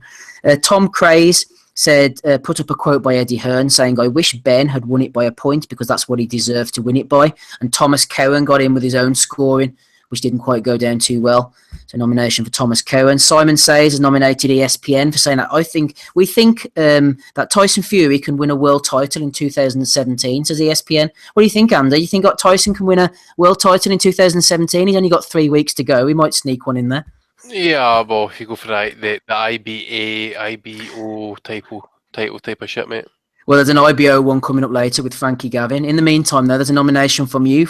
You sent this one in to me for Showtime Boxing, but Mikey Garcia had no problem dominating at 135 against Adrian Broner. Relive for the full fight ahead of Garcia Lipinets. You nominated that one, Andy. What was the thinking behind it? Well, I think it's maybe a topic, mate, for the podcast coming up in January. Obviously, this is your last night. And I didn't really want to get into it. We've done like 2.5 hours so far, but we'll leave that one for another time. We'll leave that one for another time. Box Nation have been nominated the four most avoided fighters in the UK. Tete, Yarde, Dubois and Skeet, they say. Here's that IBO one. Frankie Gavin was talking about his IBO title fight. This is my last real big chance at a world title, he said. Who knows? If I can win this title, I'll defend it one day in front of a sellout crowd at St Andrews. Yeah, Kurt will be there. They're easily pleased. They'll like a bit of IBO title action there. Lloyd Davis has nominated Anthony Yarde. I think I'm already one of the biggest punchers in the division, at least as hard, if not harder, than Kovalev, Beterbiev and Stevenson, says Yard. Okay, sir. Josh Langley has nominated AB. This is your area, Rob. AB apparently has bought out his own mixtape. It features such songs like Horses, Pirate, Bag Talk, Stay Down, Millionaire, and Spoil Ya. What do you think about this, Rob? Oh, yeah. Classic shit. It's called Wanted as well, by the way. He should be wanted for the music as well. It's absolutely criminal. It's bad. You think he's bad at 147? You want to hear his music? Absolutely shocking. It's as bad as Danny Garcia's, and that's fucking bad. Like Wanted. He hasn't got Leon Lawson guesting on a few of the tracks, has he? Yeah, him and the man with the hat from the Lamont Peterson fight. There's a great history of. We'll have to talk about that in a future pod, as Andy says about. There's a great history of fighters with songs. I remember Oscar De La Hoya brought out a CD of ballads a few years ago, so go and look that one up. Anyway, Bellew Pacquiao Ali has nominated Graham Houston. Povetkin is looking laboured, said Graham during the Povetkin Hammer fight. On this showing, I might pick Daniel Dubois to beat him. Then we've got Jamie Gallagher nominating Bernardo Pilate, who works for ESPN. Bernardo has Deontay Wilder as the fourth best fighter in the world because of his record. 39 wins with 38 KOs. That's enough for me, says Bernardo. Do you understand now? Okay, I don't think Bernardo quite gets that one. Johnny Kerwin was responding to Conor Benn. He said, don't be so hard on yourself, Conor. Loads of positives. You hit like a cruiserweight and you've got a fantastic chin. Successful night, man. Joe Ringo has nominated Conor Benn himself for putting up his opponent's kickboxing record to try and add a bit of credibility. Vince Cummings, friend of ours from the Boxing Rant. Everyone's going to get it on here. Vince was tweeting earlier in the week saying only 6 short days till everyone who lauds the superior boxing ability of Billy Joe Saunders has to take a long look in the mirror and ask themselves what the hell were they thinking. You cannot, I know Vinny listens to the show, but I know you cannot get a prediction wrong on a podcast, mate. You just can't do it. You just cannot do it, or this is what happens to you. You're not allowed to be wrong, because if you got 100 odd people listening live, thousands of downloads per week, they pay, or shall we say, they listen for your expert opinion, and you cannot get it wrong. Well, he's got another nomination coming up soon, Andy. Oh no. In the meantime, Arvan Panassa has nominated Dennis Duglin, Mama's boy. It's crazy, says Dennis, what one loss can do to you. Shit, I have 6 losses and I still know I'm better than all the champions in my weight class. Yeah. What, did your mom tell you that, Dennis? Michael Gearty has nominated Vince Cummings and Kenny Keith for Bellew of the Week after listening to their preview of Saunders versus Lemieux. Vince Cummings again has been nominated by Matthew Sibley, putting up a picture of Lemieux and saying, "Good morning, UK boxing fans. In about 15 hours, this man will take you all to hell." They are quite funny in retrospect, aren't they? But I suppose we're all wise after the event. 13 Mike Boxing has nominated John Rawling. In the 10th round, John said, "It's not easy to get a high ranking with these governing bodies, you know." What sports have you been watching for the last 20 years? And Quinn Walker, 82, said, "I've been compiling screenshots of all the Brits acting like this will be a 12-0 shutout between Saunders and Lemieux. It's incredible how many see this as a walkover for Saunders. He isn't the boxer they see him as. He's obviously slicker than Lemieux, but Ndam has better feet than Billy Joe Saunders." As Bob Holness would say, what we've got, Michael Frayne, Bellew of the Week for Lenroy Thomas for getting caught out by a fake Frank Warren account. Quite the list. Anybody else got any nominations? Yes, I got John Rolland during the course of the fight last night. Lemieux Saunders, he says, "You don't get a high world ranking for nothing." This is very true, John. This is very true. It also comes in the course of a fucking manila envelope. Teddy Atlas getting iced by ESPN live commentary. At least something positive came out of last weekend anyway. And who's the word? This is one that I meant to add in last week. Willie Suarez for Boxo Cubiano. He finally admitted via Facebook that he is the person who runs Guillermo Rigondeaux's Twitter account and all other social medias. So we know that Rigo hasn't learned English in all this time he's been in America, So that's my 3 nominations. Excellent. Any other nominations, gentlemen? Yeah, I got Steve Kim for that. Let him off the hook for that. Don't read the comments, Rob. Come on, you know that. Don't read the comments. No, I know. After this week, that's it. It's over with. But as well as that, and I like this guy. I really do like this guy, Brian King. But you can't say that we all didn't criticize Rigo for quitting, and you can't say that we all were rooting for Lomachenko to lose. You know what I mean? So I like Brian and all, but you get a nomination for that, because we clearly did not say that. You know what I mean? Nobody. I don't recall anybody picking on the podcast, apart from Gabe, at least, picking Rigo to win that fight. I can't remember anyone apart from Gabe. Some people wanted Rigo to win purely for legacy, which is fine. Boxing's all about history at the end of the day. It's not all about money. Well, we didn't care about the fuck about money and stuff like that. But if Rigo had won, he would definitely be in the nomination for one of the greatest of all time. Simple fact is, he got dominated. Now he's a complete cunt and he quit. So, Loma is the man. Loma's the man. Hey, Dave, you'd never quit like that on me, would you? Any nominations? Okay, yeah. These are Twitter related. First one from Thomas William Jr. at Top Dog Jr. This was during the PBC on Fox, I guess, on Friday night. He said, "This fight is horrible. I'm about to go jerk off, then go to sleep." And he put a bunch of random emojis. And then more infamously, I think this week, I guess I don't really know who you give this one to. It's sort of a shared award between Gervonta Davis and what's her name? Michelle something, Raging Babe on Twitter. Oh, yes, I saw this. Go on, Dave. So there was some criticism about Floyd and his ability to promote going back and forth on Twitter. Steve Kim is involved in this as well, actually. He was starting this criticism. He was calling out Floyd on being a bad promoter. And they were talking about that Fight Hype article that Floyd allegedly had written by one of his guys to throw certain fighters under the bus. So he was asking about it. Raging Babe posted it. And in response, Gervonta Davis said, "I like you more when you showing your titties and pussy on FaceTime than on here running at the mouth." So he got a little bit of criticism for that. Not sure what he's thinking. But the real question is, what are the odds she actually showed him her pussy on FaceTime?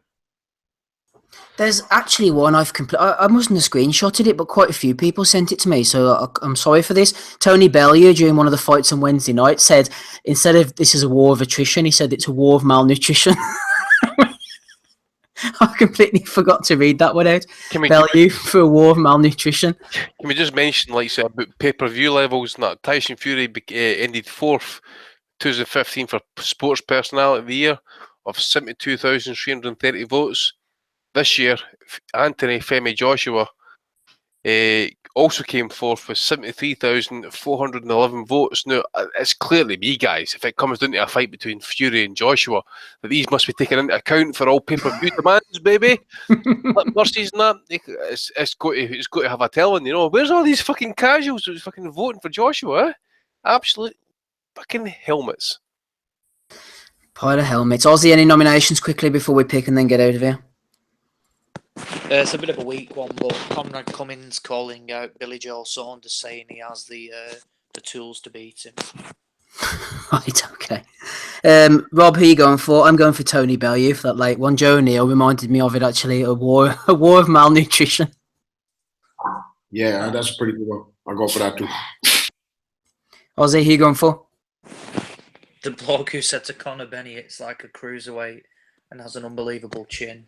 Oh, yes, I think it was Daniel Kerwin. Let me just... Johnny Kerwin, sorry, Johnny. Andy?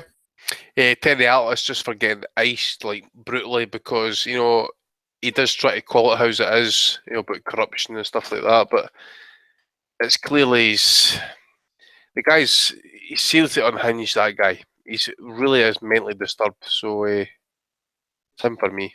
He's mentally disturbed in boxing. He's in the right place, Dave. Dave? I'm putting you and Gabe together there, Dave. Dave, hey to Dave Loback. Who's your nomination? I'm going for Top Dog, Thomas Williams Jr. I worry about that guy a little bit. I think he might be showing certain signs of the punches he's taken, although he may have always been like that. I'm not sure, but he says some outlandish shit. And overall, Dave, what about 2017 for Cindy, for boxing? Does she think it's been a good year or a bad year? You went a little bit robot there, but you said something about Cindy. About Cindy, what does Cindy think of the year for boxing? A good year or a bad year? I don't think she was even aware of its existence this year. Last time I think she's made a comment on it was when she picked Pacquiao to beat Floyd because he's cute or something. So casual comment, that one, like. Yes, yeah. Well, she wouldn't deny casual. I don't think she even is a casual because she probably hates it. She's like, why do you want to even watch that punching each other? Would she deny a hardcore, would you? I wouldn't say that either. It's been a solid year for boxing. Sounds like a chance, at least. Right. Sorry, Dave, for leaving you down that alley. I do apologise. Everybody, thank you for listening over the year of 2017. We're going to hit the 300 mile milestone at some point next year, I would imagine. But in the meantime, we're going to be back, Andy, on Sunday, the 14th of January. Isn't that right? Yeah, that's right, mate. It's the week before I go to Riga. Thanks to Patreon subscribers for paying for my trip and stuff like that. All other people were raging just the thought I was making money by the weekend. That happens every fucking week. I try to promote it. Either ways, yeah. Listen, guys, all the best. You know, if you don't believe in Christmas, happy holidays. If you do believe in Christmas, all the best. Good New Year when it comes for the bells. Get pissed, have a good time, take it easy, relax. We're back the 14th. We'll be reviewing music against Bredis. Yeah. We'll review the Japanese card that's been happening on New Year's Day, New Year's Eve, so to speak. Yeah. What else is happening around about that time? Oh, I can't remember. We went through it, didn't we, last night? And there was another one, but I can't remember what it is now. Something super middleweight. You have Eubank in that in early February. Yeah.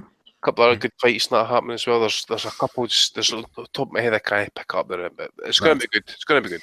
Well, let's get out of here. They've had 2 hours 45 minutes. Can't complain this week. Thank you to everybody who's been on during the year overall and tonight as well. Rob Kelly, thank you for your service during the year. Ozzy, Andy Patterson, of course, as always. Couldn't do it without Andy.